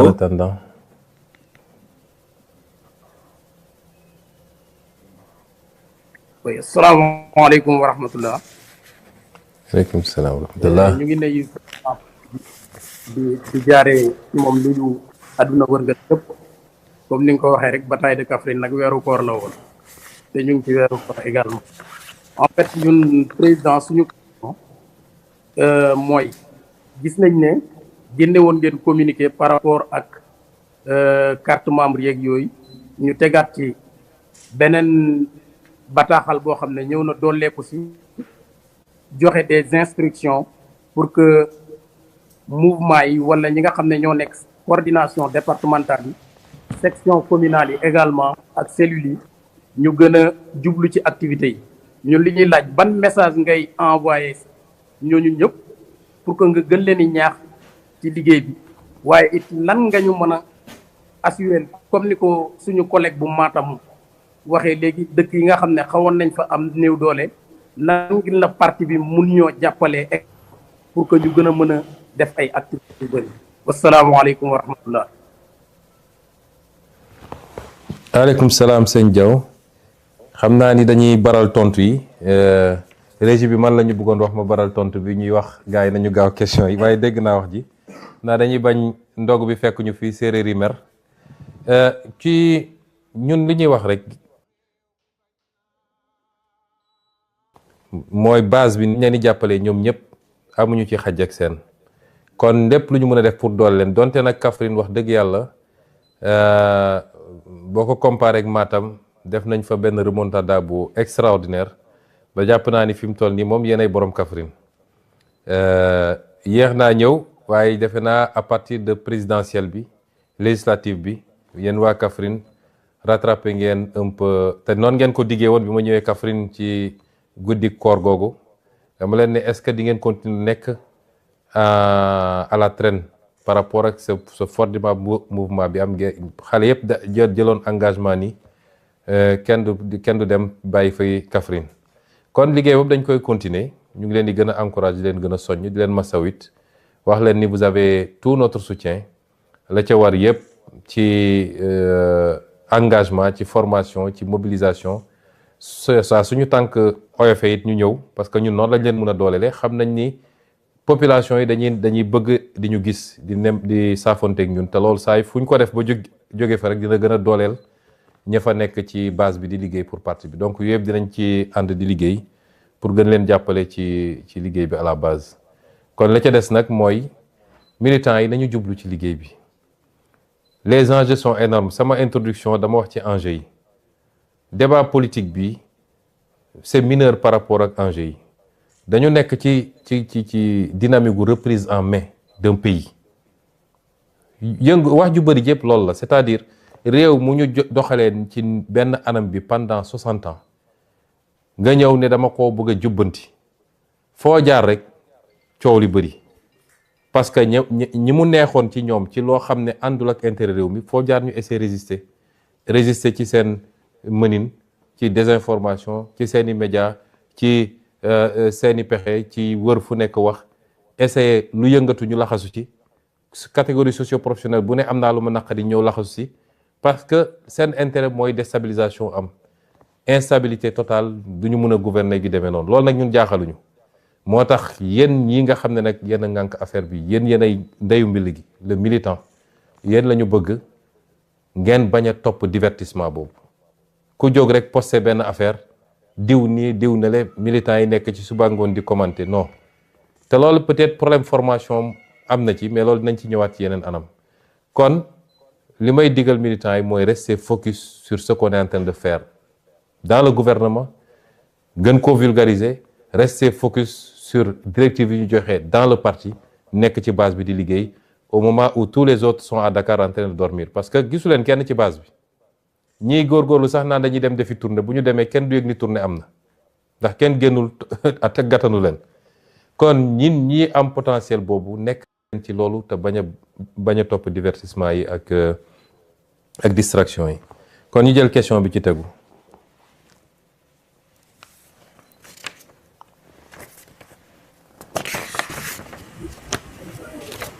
madame Aw nekk ba fële di Thiès madame Aw bu Thiès. asalaamaaleykum wa rahmatulah. waaleykum ñu salaam ngi nuyu bu baax a baax suñu président di profito di la àpp ci koor gi. d'y réitérer tout notre engagement et notre détermination, d'y renouveler une confiance et d'y renouveler également sur le serment d'allégeance. Question que nous voulons poser, le parti, est-ce qu'il prévoit un mécanisme pour recueillir les préoccupations, les différentes préoccupations de la base et surtout de pouvoir instaurer une communication franche et rassurante entre les responsables et les militants afin d'avoir un impact positif sur les sympathisants, mais aussi sur le peuple sénégalais. Di wax nak président amal nga bor bo xamantene wa Thiès donc lepp lo manam mbir yep mën nañ lako baal bam dess bor bo moy néméku tour bu mujju bi dañoo da ngeen ñëw ba Tiwaawan wa Thiès yep préparé wu di xaar ñu dagg ko fa donc ñuy ñaan yàlla mottali yéene boobu ba ñu mën a accueillir biir Thiès. Merci beaucoup président. jërëjëf madame Aw ñu ngi leen di gërëm di nuyu waa Thiès yëpp leen ziar nemmeeku tur ba moom yéen xam ngeen la ci xaw defe naa ba ñuy nekk ci étape Tiwaawan la ñu jël ki doon organiser nemmeeku tur bi Fadilu ne ko rëpp ci kaso bi ca la traque ba dëgg takarnaase ba fi mu mujjee waaye du woon suñu coobare te niñ ko waxee rek fépp ci Sénégal bëgg nañ fa def nemmeeku tur te dinañ ci góorgóorlu Thiès nag du priorité ndax Thiès duñ fa gëj te am ngeen ay atu yoo xam ne macha allah te jege na Ndakaaru saa ngeen ñu bëggee gis ñu alors que tey soo jëloon Goudiri wala nga jël Saraya wala yu demee noonu foofu la gën a jafe donc ñooñu la ñuy essayer njëkk nemmeeku doog a ñëw nag ci kii bi communication bi li nga wax moo tax tey ma def lu mel nii parce que soo nee les responsables je crois que le premier responsable mooy man mi te xam naa ni léeg-léeg nit ñi dinañu xaw a jàmbat ñàkk a am possibilité communiquer directement ak ñun bu weesoo sama jëmm nag ñun instruction bi ñuy jox tout le temps les responsables mooy ñun rester collés pas seulement sax au parti mais aux populations de manière générale di waxtaan ak ñoom di leen dégg di leen déglu di leen expliquer li ñuy def parce que loolu mooy permettre tout le temps ñu am cette compréhension mutuelle bu ñuy permettre ñu mën a dérouler li ñuy dérouler en toute sérénité kon les mécanismes certes on va les améliorer mais je crois que ñu ngi def effort yu bëri pour communication bi te kenn ku nekk nag niveau bi nga toll kii jiite cellule dafa war a communiquer ak ñi nekk ci cellule bi ki jiite section noonu coordination ba ca kaw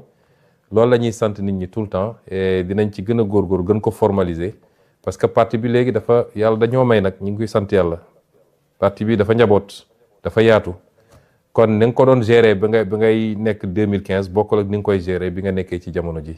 kon loolu dinañ ci gën a góorgóorlu bu baax a baax ñu ngi leen di gërëm di jël question bi ci tegu.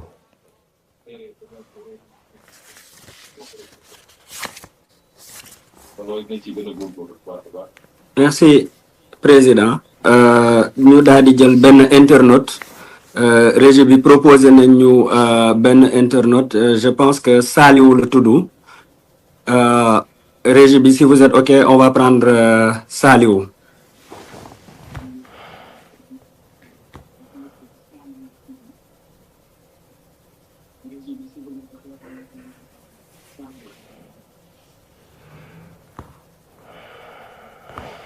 Bon, visiblement pareeguñu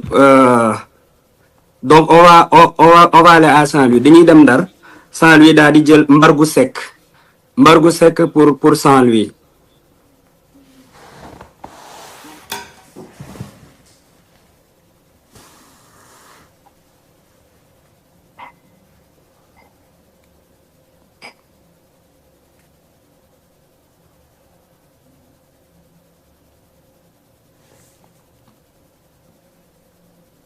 Saliou mën nga tijji sa micro Saliou mën nga tijji sa micro.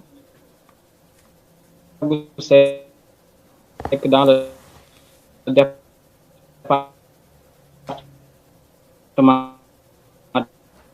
de Dagana commune de Mbane monsieur le président ñu ngi lay nuyu bu baax a baax di am contentement bu baax une question nag monsieur l'initiative du temps afin de renforcer leur capacité et leur permettre de mieux jouer leur rôle sur le terrain te la wax nag commune Mbane na mën na la trop ndax gisagul pro si commune Mbane ñu ngi nuyu ñëpp di leen ziar asalaamaaleykum wa rahmatullah.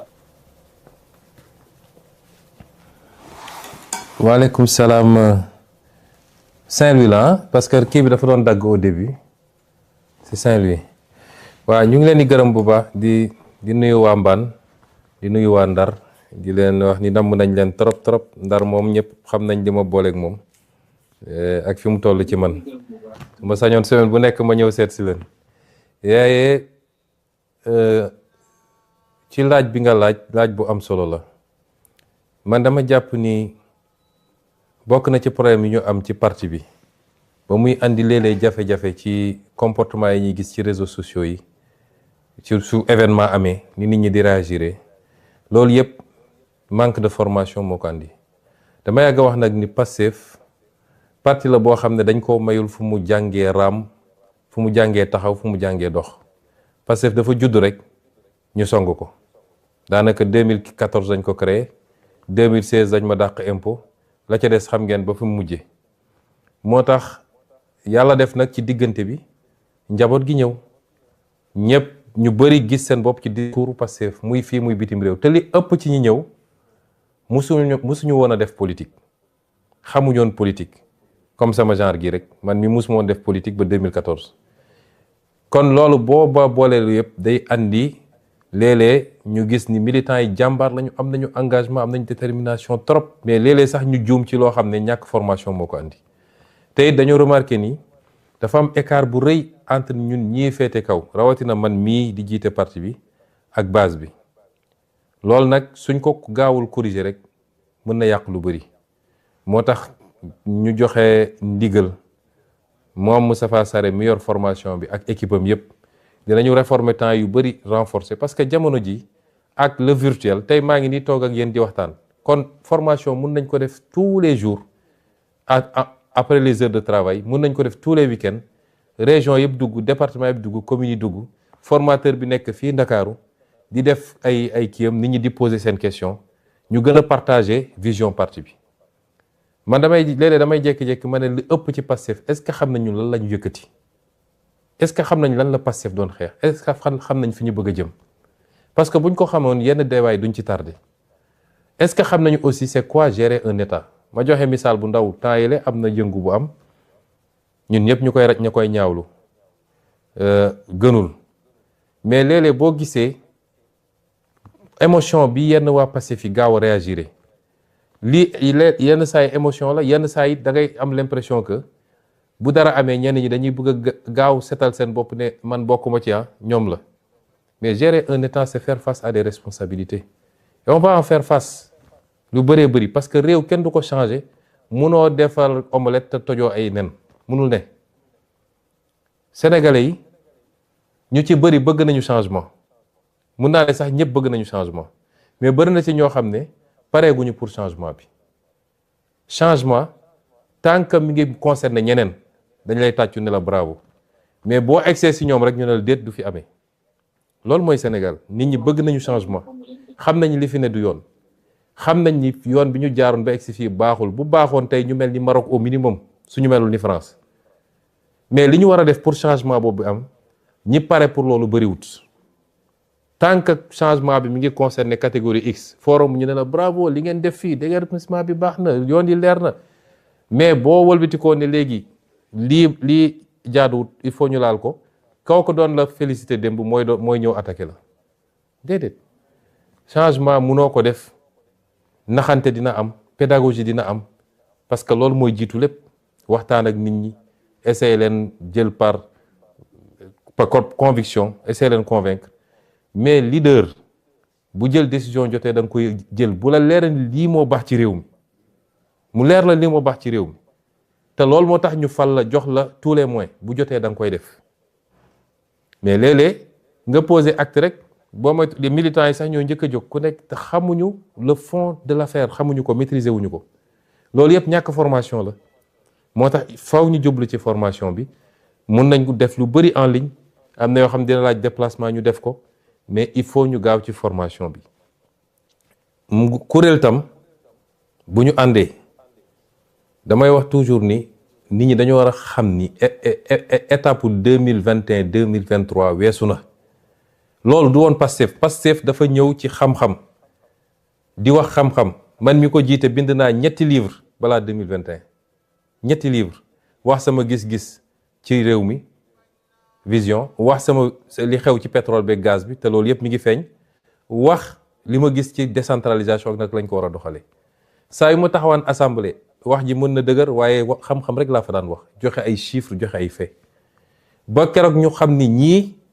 buñ leen teewul du sotti ñu pexeel ñu ci la Pastef doogu dugg ci xeex waaye jóg di xeex du loolu du ADN Pastef nekk ci réseau yi di xuloo di daggasante ak yooyu loolu du ADN Pastef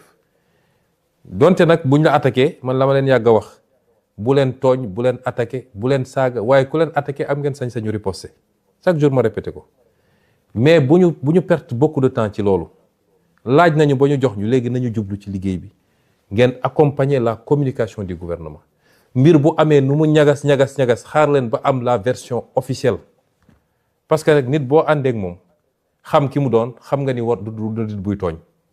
xam nga du nit boo xam ne am aussi day jël doole di ko jaay nit ñi kon bu dara amee xaaral ba xam li xew yooyu yëpp nag ci formation ak les politiques publiques qu'on est en train de développer la gestion de l'État les ruptures que nous sommes en train d'impulser yooyu yëpp il faut ñu former ci militant bi su ma nee militant nag militant yëpp chauffeur taxi beeg mareyeur beeg maçon beeg docteur en droit bi ñoo ci yem il faut que ñu liggéey ci formation boobu te laaj na aussi participation massive de la base engagement de la base pour mun ci am résultat bi ñu bëgg ma jël question bi ci tegu.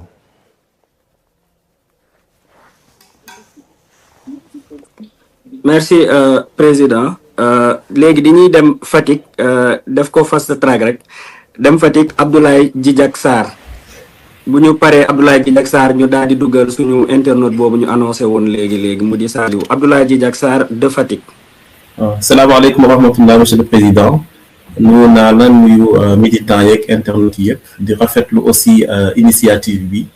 voilà sans doute amoon na laaj yoo xam ne bëggoon nañ ci kii mooy ci acte 4 bi de la décentralisation mais xëy na da nga si ñëw mais li ma gën a dëgëral ci question bi ma bëgg a laaj nii mooy sa introduction parce que dañoo xool ne actuellement le Sénégal forme à peu près 800 ingénieurs par rapport à nos écoles d'ingénieurs yi ñu fi am muy doon loo xam ne à peu près 1% là alors que standard yi ñoo ngi ba 5%. classe préparatoire aux grandes écoles yi daanaka 50 personnes rek la ñuy jël chaque année ci filière scientifique yi. nga jëlaat encore ci statistique bac bi on est autour de 16-17% ñi nga xam ne dañoo jóge ci série scientifique yi ñu bëggoon laaj monsieur le président ci seen taxawaay ak seen politique bi ngeen bëgg a jëm nu ñu mën a def aujourd'hui pour mën a yëkkati li nga xam ne mooy le taux de scientifique ci réew mi ngir mën a jëmmal aussi souveraineté bi ngeen di wax ak jëmmal orientation bi ñu bëgg ci géopolitique internationale bi ñu bëgg a jëm jërëjëf. jërëjëf Ablaye genre question yi moom daf may neex lool ndax dama bëgg léegi suñu débat Pastef ñu gën ko orienté ci yooyu daf may neex lool ma la ciy félicité parce que réew capital humain moo koy tabax réew mu la ëpp capital humain moo la gën a mun a avancer booy waxtaan ak chinois yi dañ la naan ñun chinois yi dañ koy wax tubaab yi nii wax ko américains yi nii ne leen ñun mënu leen ñu téye ndax benn ñoo leen ëpp ñoo leen ëpp li ñuy former ay ingénieurs par année les Chinois forment des millions d'ingénieurs par année millions laa wax de c'est vrai que quand ils sont 1,4 milliard 1,3 milliard mun nañu former ay millions mais soo dajale woon àdduna bi yëpp li ñuy former ingénieur mennum Chine li muy former moo ko ëpp dañ la naan ñun mënalata ñu téye ndax ñoo leen ëpp ingénieur deuxièmement ñoo leen gën a bari lu ñuy liggéey chinois amul noppalu chinois amul temps bu ne ma ngay dem julli ji wala ma ngay lii mi ngi lii travailler 24 heures sur 24 ñii suñu liggéeyee ba guddi dem ñeneen jël guddi gi ba fajar ci ñoo xam ne tey ñëpp xam nañ ni ñoo jiitu ci àdduna ana ñun kon la question de la formation lay xew suñu université yi lu koy andi tey université Dakar lan moo ci gën a poser problème mooy tu as 30 000 étudiants ou 25 000 étudiants 25 000 étudiants yi boo ko jëlee yan fac ñoo constitué 80% yi fac lettres ak fac droit soo jëlee fac science yi boo leen dajaloon ñoom ñëpp gëwma ni mat nañu 5% ci université ba. Comment faire pour renverser cette tendance-là? mu commencé nag ci formation professionnelle balaa ngay wax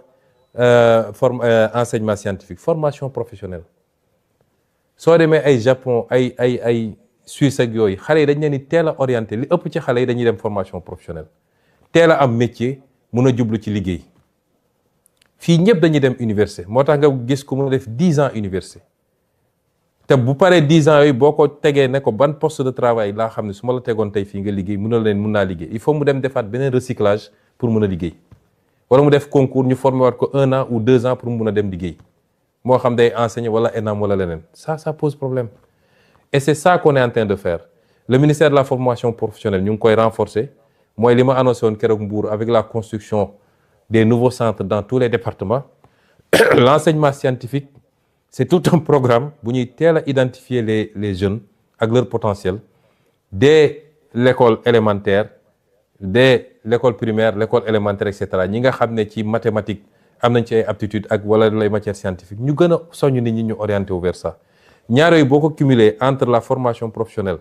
nga xam ne tey nit mun na jàng métier mbay léegi dem nekk ci mbay mi kii mun na jàng métier wu élevage wala leneen ak leneen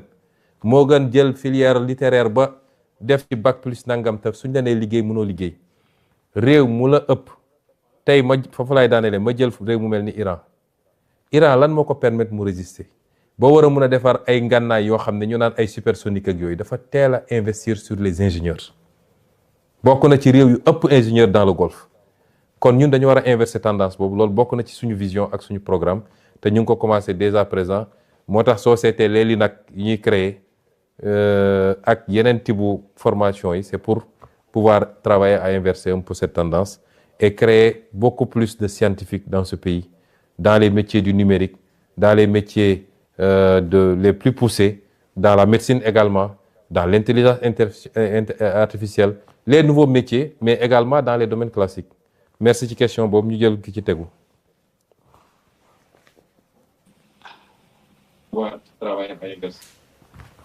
Et créer beaucoup plus. Merci beaucoup président. Je pense que comme nous l'avons annoncé tout à l'heure,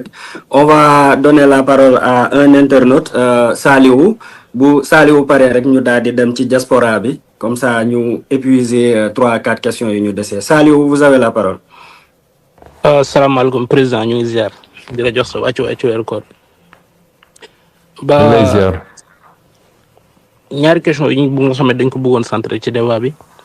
mooy état bi président dafa toogoon hôtel Méridien mu ne parti état la ñu wax tey ndax Pastef mu ngi sentir boppam influence Pastef ci dans la conduite des affaires de l'état et les orientations stratégiques gouvernement bi nga xam ne dañ ko war a doxal loolu Pastef président dafa mos a toog mu ne dafa war a nekk au cœur de l'état maanaam mooy état parti beneen laaj bi mooy taxawaay bi nga xam ne moom la premier ministre bi am ci gouvernement bi en tant que président Pastef loolu dafa war a nekk dans la continuité ak yan facteur la am ak influence ci primature bi nga xam ne dañ ko war a nekk dans la continuité comme leer nañu suñ président parti il va rester toujours à la tête de ce gouvernement jërëjëf. jërëjëf Saliou ci laaj bi daanaka ñaari laaj yi mun nañ ko tënk mu doon benn parce que c'est 2 questions qui sont liées. Pastef mooy parti bi nga xam ne moom moo conquérir le pouvoir donte ba mu koy conquérir dissoudre nañ ko te loolu di wone rek doole ak capacité parti boobu donte biñ koy conquérir dissoudre nañ ko juridiquement waaye ñëpp xamoon nañ ni factuellement y a pas un parti plus existant et plus vivant que Pastef kon Pastef moo conquérir pouvoir bi ànd ceeg ay alliés waaye boo doon jël nu mu tudd 100 jàpp naa ni 90 yi wala lu ko ëpp Pastef la moom moo conquérir pouvoir bi moo tax Pastef moo war a nekk au cœur de la gouvernance parti bi conquérir pouvoir bi ku yaakaar ne mën nga gouverner sans ce parti là da ngay wax lu la neex mais mënul ne te malheureusement am na ñoo xam ne loolu la ñuy dox loolu la ñu essayé gëmloo ay nit ne leen on peut faire sans Pastef. Pastef est au cœur de la gouvernance par ñii nga xam ne moo ŋànk nguur gi parce que ki jiite réew mi di président Diomaye ba léegi dafa revendiquer ni Pastef la bokk loolu la revendiquer kii premier ministre moo jiite Pastef li ëpp ci ministre yi Pastef la ñu bokk député ya la ci ëpp Pastef la ñu plus de 80% de l'Assemblée Pastef la ñu kon loolu kan moo xalaat ni mën nañu gouverner réew mi sans Pastef mu des nag lan mooy impact Pastef ci gouvernance bi man de tant que je serai premier ministre la gouvernance va refléter le combat de Pastef xeex bu mu jar nañ ko xeex ci biir la gouvernance va refléter lépp loo xam ne jàpp naa ni lii bokkul ak di taxaw ñuy xeex dinaa ne déet ba tëdd ci suuf te su ma ko mënee bloqué ko su ma ko mënee delloo ko tant que je serai premier ministre moo tax ma ne ñaari dafa lënkaloo lan mooy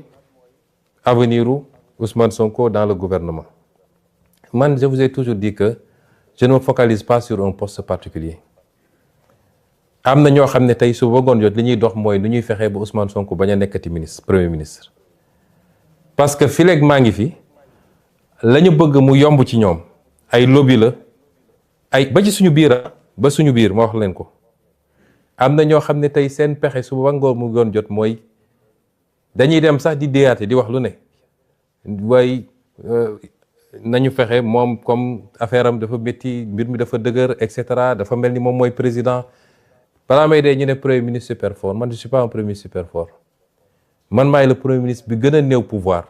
dem leen ngeen jël le décret de répartition des services bu Abdallah Boun Dionne ak ñi ko jiitu ci premier ministre ba bi ñuy tas primature parce que bi ñu dellu see primature jotuñoo def yooyu donc sooy jël baromètre da nga koy jël foofu di ngeen gis ni maa gën a néew ay pouvoir ci premier ministre yi fi jaar bëri na ay services yoo xam ne mi nga woon primature tey ma nga présidence de la république réclamé wu ma ko parce que man xëccoo ma pouvoir la primature n'est pas forte parce que dañ maa jox ay super pouvoir la primature est forte parce que man maa fa nekk dafa am loo xam ne je le dis avec toute l'humilité nit ki ni ngay solee yére biñ la ñawal mooy jox valeur yére boobu man awma plus de pouvoir que premier ministre fi jaaroon ñoom ñoo ma ëppoon pouvoir dans les textes waaye man lu may def dama koy mat ba mu mat sëkk man duma koo xam ne dañ lay jox nga nekk fii di dammayloo sax oui monsieur nangam déedéet damay def li ma war a def président jox naa ko cër ba mu mat sëkk moom mooy président de la république lu mu wax ma ne ko son excellence monsieur le président de la république waaye ni mu amee ay pouvoir ci constitution noonu la amee ay pouvoir ci constitution man tam nit ñi dañoo foog ni premier ministre benn appendice déedéet constitution da ko jox pouvoir il est le chef de l'administration il est le chef du gouvernement et il conduit la politique de la nation loolu kan moo ko ëpp cër lenn moo ci des mooy président moo yor décret mooy nommé bis bu ma wooyee ne ma bëggatuma nga nekk premier ministre ma dellu toog mais je suis le premier ministre du Sénégal te dama koy xool leen premier ministre France wala feneen ak feneen est-ce que xam ngeen ni en France le président n'a pas l'initiative de la loi c'est le premier ministre qui définit la politique de la nation en France ñooñ ñoo ëpp pouvoir foofu ko suñu premier ministre yi am na ay réformes yu war a ñëw nee nañ dañuy changer lu bëree bëri man réclamer mu benn pouvoir man li ma yor doy na ma sëkk te réforme buy amit parce que léegi damay dégg président de la république ne je veux un premier ministre super fort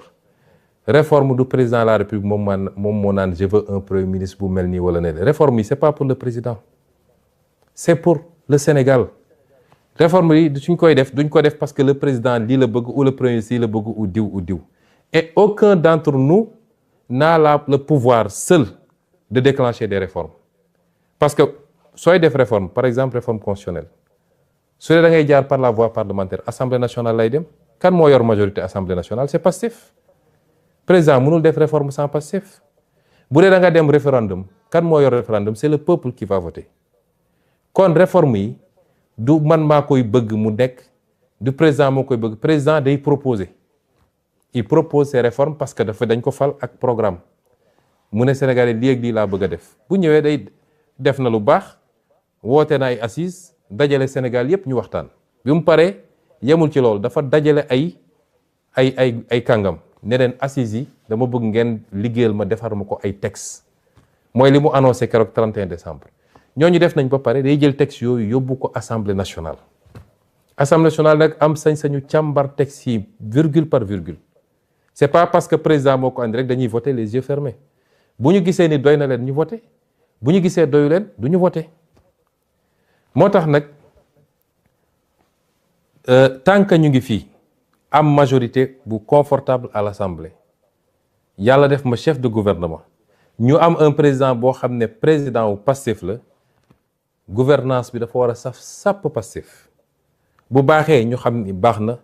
on rendra compte au peuple bu bonee tam ñu xam ni bon na peuple bi jël ses responsabilités c'est comme ça que ça doit se passer bu demeewul noonu it parce que man j'ai pas de problème man poste premier ministre bi yàlla xam na ni la ma ci gën a ragal mooy su ma fi jógee parce que je dis avec humilité après 2 ans nous avons été un verrou contre énormément de choses le système chaque fois je le dis il est encore là te bés bu ma randoo mu def ne ma daan def man loolu moo ci sam problème man premier ministre jëluma ci salaire jëluma ci avantage suba ba ngoon jot damay liggéey ba bejaaw kon man je ne me focalise pas sur un poste particulier et je n'essaie pas de faire de l'ombre au président de la République. Le président de la République a son canal, am ses attributions, j'ai mes canaux, kenn ku ne mën na exister sans pour autant que keneen ki bañ a exister. Su ñu jàppee ni pour que le président existe, il faut que le premier ministre disparaisse, foofu juum nañu. Chacun doit pouvoir exister de par les attributions qui sont les siennes mu mat ko sëkk def ko keneen ki jàppale ko ci mu réaliser li mu war a def. Et c'est comme ça que je vois les choses. Maintenant, situation bi ni mu posé wu nii si le président est aligné à son parti le débat ne se pose pas. Si le président n'est pas aligné à son parti te ñu bokk di gouverner on est dans une situation que je qualifie moi de cohabitation douce. Une cohabitation douce parce que parti ba moo yor majorité Assemblée nationale moom jusqu'à preuve du contraire moo yor premier ministre ba keroog président ne premier ministre bëggatuma. kon suñu demoon ba bokkuñu gis-gis ci ñu war a yore réew mi on est dans une cohabitation douce raisonnable et raisonnée suñuy contradiction ñu koy gérer di essayer seet li nga xam ne mooy les convergences ñu dem bu rupture amee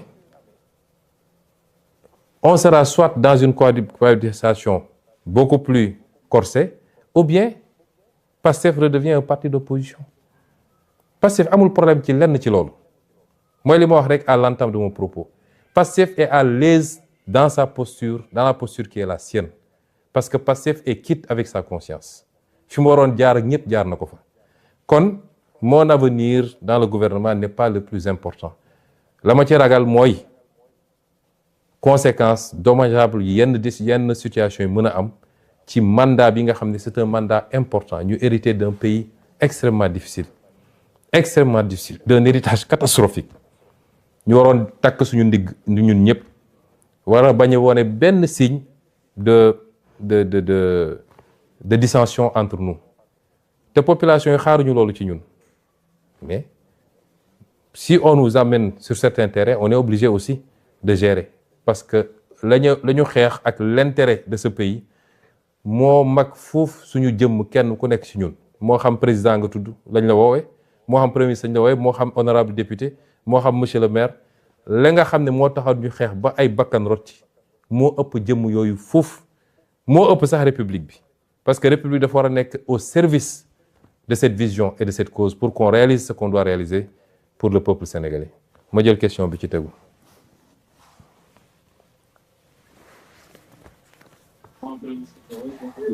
merci président. dañuy dem ci diaspora bi premier intervenant diaspora bi muy diaspora Europe je précise mi ngi nekk Pays-Bas mu di Casimir diñ lay jox kàddu gi bu ñu paree ñu dem diaspora Afrique question yi bu gënee gaaw rek comme ça comme ñu ngi jege ndogu ji. waaw bonjour monsieur le président.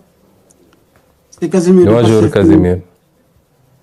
donc damay wax sur le nom de toute la diaspora je pense qu'après 2 ans. Au pouvoir diaspora bi war na am benn rencontre ak yow parce que nous sommes une diaspora de la contribution d'où ma question suivante monsieur le président bi nga ñëwee Milan da nga def benn présentation presse plan de redressement économique et social ma jëloon ci kàddu di doon laaj est-ce que aujourd'hui le parti PASTEF mettre na en place un réseau boo xam ne ni les entrepreneurs patriotes de la diaspora dinañ mën a ñëw renforcer liggéey bi nga xam ne da ngeen koy def au niveau des presse de la presse du plan de redressement économique et social. Est-ce que am na ay canal yoo xam ne ni dinañ ci mën a ñëw pour ñooñu teg ñu ci yoon ñu mën a jàppale le gouvernement ci liggéey bi nga xam ne ni dafay renforcer les PME ba nga xam ne ne jafe-jafe gerte yi duñ ko am parce que dina am des entrepreneurs assez solides pour accompagner le gouvernement dans cette politique là di leen jaajëfal bu baax. jërëjëf Casimir ci laaj bi ñu ngi nuyu waa Europe yëpp dinañ fa ñëw bu sedd bi jeexee rek ndax man ñëwewuma seen sedd yooyu dinañ ñëw seet si leen ñu waxtaan bu baax incha allah di leen féliciter encore ci seen taxawaay ndax ñëpp xam nañ diaspora bi li ñu taxaw ci liggéey bi ak ci xeex bi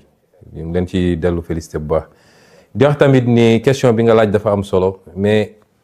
importance bi ñu jox diaspora bi ñëpp xam ngeen ko moo tax président Diomaye dafa teel a wax ni dafa bëgg ñu instituer la journée de la diaspora muy une première pour jëmmal symboliser un peu l'importance qu'on accorde à cette diaspora là journée boobu amoon na je crois le 17 décembre muy une première secrétaire d'État au Sénégal de l'extérieur xam ngeen liggéey bi mu ciy def mu am solo aussi Amadou Chérif Diouf nga xam ne ci yéen la bokk gis nga mosuñoo am autant de responsables de la diaspora dans un gouvernement au Sénégal dans des responsabilités à toutes les responsabilités DG etc. loolu c'était pour montrer que vraiment la diaspora c'est pas seulement pour envoyer de l'argent mais compétence yaa ngi fii te war nañu mën a ñëw participer au développement de ce pays noonu lañ ko continuer soo seetloo sama communication conseil des ministres bi passé mercredi bii rek il y a 4 jours dama annoncé une initiative extrêmement importante pour la diaspora un fonds commun de placement immobilier pour la diaspora boo xam ne concept bu pare nañ leen convoquer yéen ñëpp wala ñëw seet si leen c'est un concept boo xam ne l'urbanisation du Sénégal à travers tout le Sénégal loolu rek mën na ko régler les 2200 milliards ou quelque chose comme ça qu'on envoie uniquement pour la consommation comment les orienter continuer la question de la consommation tout en générant des actifs yoo xam ne dootoo leen sax soxla di envoyer après actifs yooyu mooy générer les revenus pour soutenir les parents loolu da nga koy booleeg li nga wax mooy liggéey bi tey nos priorités c'est l'élevage c'est les secteurs productifs diaspora bi comment faire pour ñu ñëw PME PMI nga wax ni le secrétaire d'État présenté na temps yii le plan de développement des PME PMI xam naa ne loolu ci jotaayu mel ni dina xaw a jafe ñu développer yi bu baax a baax mais ci fan yi di ñëw y aura une grande offensive boo xam ne dinañ ñëw présenter leen des choses très concrètes su dee nag ci biir parti bi am na lu ma fi taxawal loo xam ne ci réunion bureau politique wax naa ko mettre en place benn kuréel boo xam ne liggéey nañ ci ak ñu bëri ñoo xam ne am nañ ci expérience parce que ñi doon gérer ay structures yoo xam ne ci loolu la jëm pour que ñu xool donte ñun njaaxaanaay la ñu tëddee nous sommes là pour tous les Sénégalais mais jàpp nañ ni war nañoo mën a am nu ñu organiser ba les militants et les militantes d'ici la diaspora qui veulent entreprendre parti bi teel leen détecter mën a recenser leur projet accompagner leen ci formation orienter leen fi ñu war a dem loolu am na lu ñu taxawal loo xam ne spécifiquement pour ça la au sein du parti ñi ci bokk mun naa leen lim ñu ci bëri ñi ngi doon gérer ci structure yu mel noonu te jours yi di ñëw xam naa wala semaines yi di ñëw yooyu bokk na ci initiative yu bees yoo xam ne dinañ ko présenter les militants et les militantes pour ñu xool ñoom nu ñu gën a mun a dugalee seen loxo ci liggéey bi parce que j'ai tendance à dire que nit mun na def lu ëpp foofu te yorul poste directeur ou directeur général ou ministre mun na def lu ëpp solo foofu dans la construction du développement te soxlawul titre bu ñu koy signer un mercredi du conseil des ministres yooyu la ñu war a gën a mun a yooyu la ñu bëgg gën a renforcer gën a promouvoir pour le bien de tout le monde ma jël donc la prochaine question.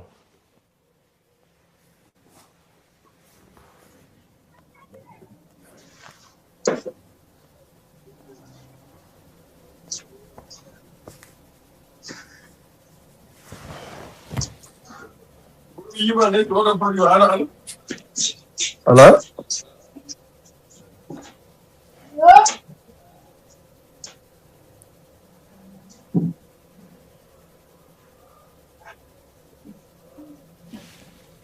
Diallo. Merci, Président. Merci, Karamba. Président. Oui. Karamba Oui, Karamba, Dramé. vous avez la parole. Non, non, c'est Karamba Touré.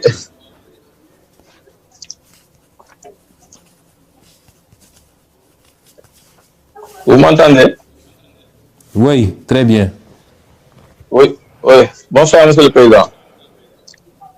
Tout d'abord, je vous transmets la salutation de Sidiou. Je m'appelle Karamba Touré, membre de la cellule de communication au niveau du département de Sidiou. Alors, nous avons, en tout cas, j'avais une question ici qui est déjà posée par, en tout cas, un intervenant. C'était concernant la vente des cartes de membres. Est-ce que maintenant, sinon, si vous permettez, j'ai une autre question que je pourrais remplacer par la première question que j'avais. Allez-y, Karamba. Ok, merci, Monsieur le Président. Maintenant, Monsieur le Président, l'existence de la coalition Diomaye Président ne serait-il pas, en tout cas, une jurisprudence préjudiciable du parti? Que faut-il faire pour ramener la sérénité au sein du parti? Parce qu'actuellement, dans toutes les régions, dans toutes les localités, ce débat revient à chaque fois. Il y a construit au niveau du sommet, il y a construit au niveau du sommet. Est-ce que maintenant, aujourd'hui, le PASTEF, en tant que la première force politique au niveau national, est-ce que cette confrontation avec la coalition Diomaye Président ne serait pas en tout cas une difficulté aux séances à venir? Merci, Karamba. Je crois que j'ai suffisamment répondu à cette question. Il n'y a pas de confrontation entre PASTEF et la coalition que vous citez. Comment il peut y avoir de confrontation? On n'a pas de confrontation. Il faut que les militants de PASTEF defe naa militant PASTEF yi dañu xamul ñoom li ñu yor dañoo xamul lu ñu yor. Est-ce que coalition boobu bi mu commencé ba léegi dafa am lu mu jël ci PASTEF? Non. Et c'est lié de rendre hommage aux militants de PASTEF parce que yu mel ni yàgg na fee am te bi mu daan am li bëri ci parti bi dañ daan fàq dem ànd ak ki yor nguur gi mais PASTEF la musa am kenn bougéwul ni mu amee woon ci jamono Macky Sall nga xam ne amul lu ñu deful pour tas parti bi wala xëcc ay nit presque personne n'est parti. Ça dañ koy sant yàlla tey su ñu ne woon nangami personne nangami responsable nangami militant dem nañu rejoindre une autre coalition ñu wax mais amul. Souvent je dis que cette coalition-là n'est pas en compétition avec PASTEF, elle est en compétition avec les autres partis parce que su dee la démarche c'est d'aller recruter des maires de l'APR kon loolu c'est une bataille entre cette coalition-là et l'APR, c'est pas avec nous. C'est pas avec nous. Donc, arrêtons de dire la compétition avec cette... Il n'y a pas de compétition. PASTEF et PASTEF, il est resté intact. Et mieux encore, li ma gëm mooy cette affaire-là dafa yokkaat sax PASTEF. Parce que PASTEF commencé woon nañu di débat bi yëpp c'était ay nomination yi poste defaluñ ma lii nangam. Le problème de PASTEF c'est que c'est un parti de défi. PASTEF balaa muy yëngatu rek nga défier ko. Et quand le PASTEF n'a pas de défi, il crée des défis à son sein. Ñu commencé di andi histoire entre ñoom. Il faut toujours qu'il y ait un défi externe pour que parti PASTEF te batte. Cette affaire-là, c'est même une aubaine pour PASTEF. Quand je veux qu'on arrête de dire oui la coalition X, Y, mais am na parti yu fi nekk ëpp doole. Ëpp ancrage, ëpp militant. Vous ne parlez pas de ces partis-là. Et on continue à dire la coalition XY. Je ne veux plus que les militants de PASTEF parlent de cette coalition. Les militants de PASTEF n'ont qu'à se concentrer sur PASTEF, si li ñuy liggéey ak li nga xam ne opposition la. Parce que cette coalition, ba léegi woowul boppam opposition. C'est une coalition qui dit être de la mouvance. Où est le problème? Donc, si cette coalition doit aller chercher dans les prairies des autres, peut-être même que c'est bien, parce qu'ils vont se neutraliser entre eux, et ça nous rend encore plus fort. si elle continue à exister. Donc, parce que dans tous les cas, PASTEF continuera à exister. Il continuera à être encore plus fort. Donc, ce que je demande aux militants, dañuy gis kenn, mais regardez ceux qui sont dans cette coalition-là. Kan moo ci mën a gagner benn cabine téléphonique? Donc, pourquoi vous perdez votre temps avec cette coalition? Concentrez-vous sur l'essentiel, mettons-nous au travail. Bu leen attaquer coalition ba, bu leen déglu, mettez-vous en ordre de bataille. L'ordre de bataille pour PASTEF, mooy aller à la rencontre des Sénégalais. Continuer à massifier le parti, discuter avec les Sénégalais sur ce qu'on est en train de faire. C'est ça l'ordre de bataille. Je ne veux même plus qu'on soit là à dire la coalition de X ou de Y. Ça, c'est pas l'ADN de PASTEF. Je prends... Il reste une question. Ah, une, ok.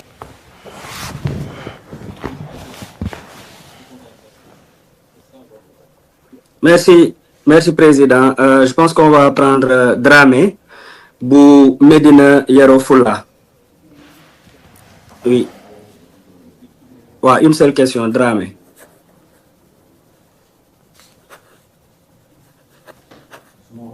Merci, Président. On me dit que Dramé de Medina Yoro Fula, c'était le dernier intervenant. Mais il y a un problème de connexion. Mais il a envoyé sa question. Moi, je sais quand il y a Medina Yoro Fula. Nous avons organisé. L'équipe Nemmekou Tour qui s'est reconstituée avec Fadilou et Djamilatou, nous avons travaillé à nous proposer un planning. On avait demandé à chaque département de envoyer ses propositions. Je crois que beaucoup de départements ont envoyé. J'espère que Medina Yoro Fula aussi. Et en fonction de ça, nous avons fait organisation en tenant compte de l'environnement, des contraintes, de la spécificité de chaque département. Et on va venir, mais je peux garantir à Medina Yoro Fula que, Inch'Allah, ci lu yàggul dinañ ñëw foofu def tournée nemmeeku waa Medina Yoro Fula. J'ai beaucoup d'espoir sur Medina Yoro Fula parce que je connais le potentiel. C'est le plus grand département géographiquement, en tout cas l'un des plus grands, avec un potentiel extraordinaire, surtout pour l'agriculture. Même le bassin arachidier est en train de se déplacer foofu. Donc il faut que, aussi bien ci suñu action État que suñu action politique, ñu gën a bàyyi xel ci département yooyu. Le monde ne s'arrête pas à Dakar, Thiès, Touba, etc. Yooyu yëpp am na solo, mais Sénégal dafa yaatu te chaque département compte pour nous. Voilà, c'était la dernière question. Su ma juumul.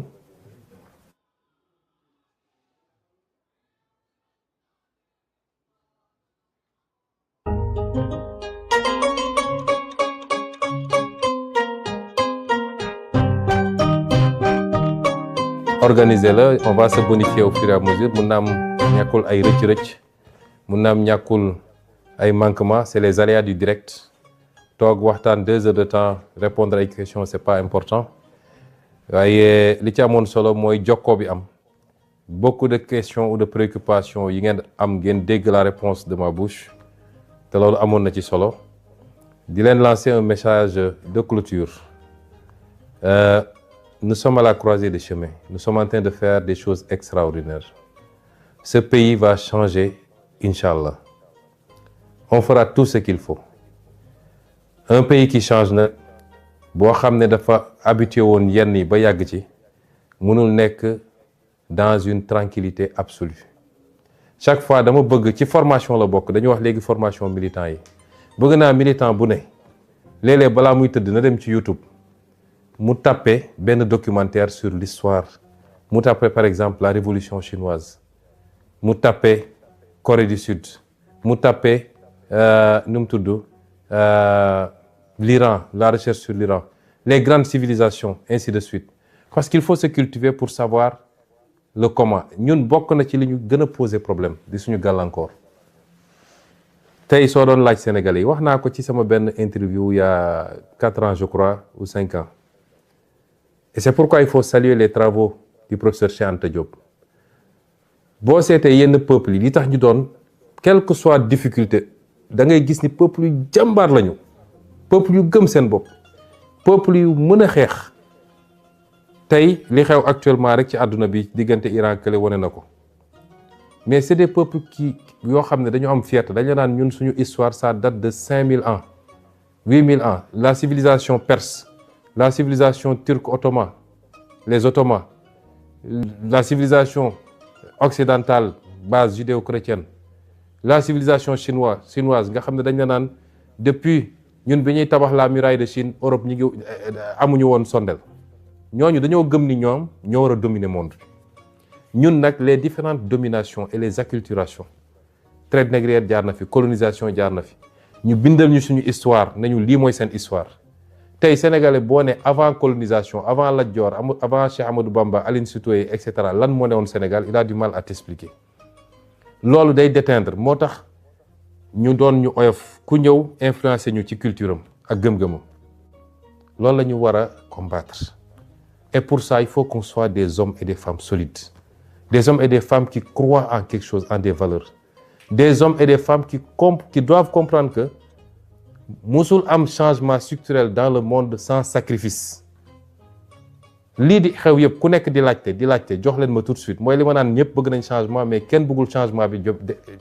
démarrer par moom ci réew moo xam ne wax naa léegi benn exemple bu simple ñii di guerre ñi benn missile bu ñu envoyé rek benn missile peut-être c'est le tiers ou le 10e du budget du Sénégal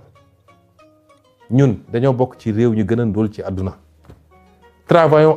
à construire d'abord la richesse da nga koy tabax ba pare lii ñuy xeex annoncé naa leen keroog nii lay suñu alal te ñun nangu ko ci ñun faw ñu fexe ba mu dellu siwaat muy xeex bu métti bu ñuy xaar ci phosphate bi ci pétrole bi ci waaye nag nee naa leen ni dinañ ko récupérer su ma leen ko waxee dinañ ko def loolu mooy les grands enjeux mais ñu bëgg a jël réew mi pàccoo ko tout de suite te amagul lu ñu pàccoo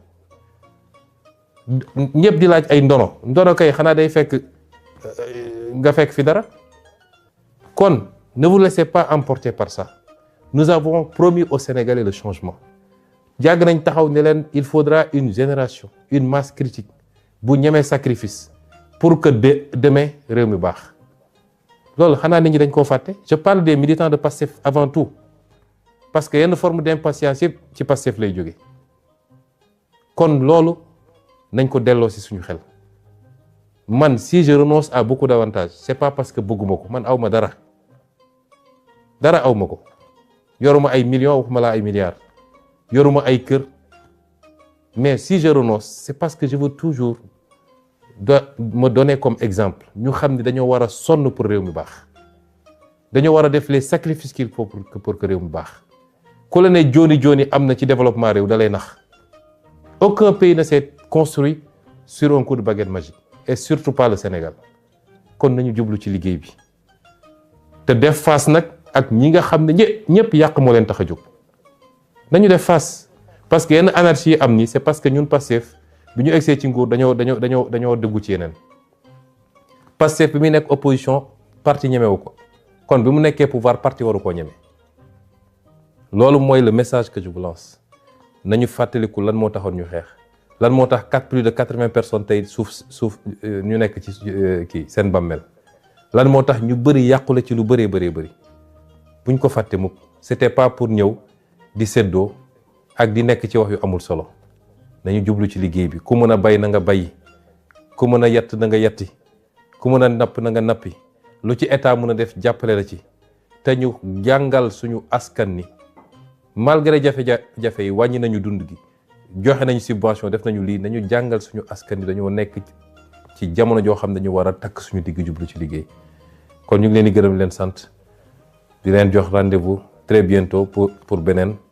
te lii bëgg nañ ko def à échéance régulière bu actualité demee ba daje ba jar ñu waxtaan ak yéen lu bokkul ak tournée yi nga xam ne nañ ko def nemmeeku tuur yi ak yeneen forme communication yi pour que le lien soit permanent entre vous et nous ensemble nous triompherons incha allah ñu ngi leen di souhaiter ndogu jàmm asalaamaaleykum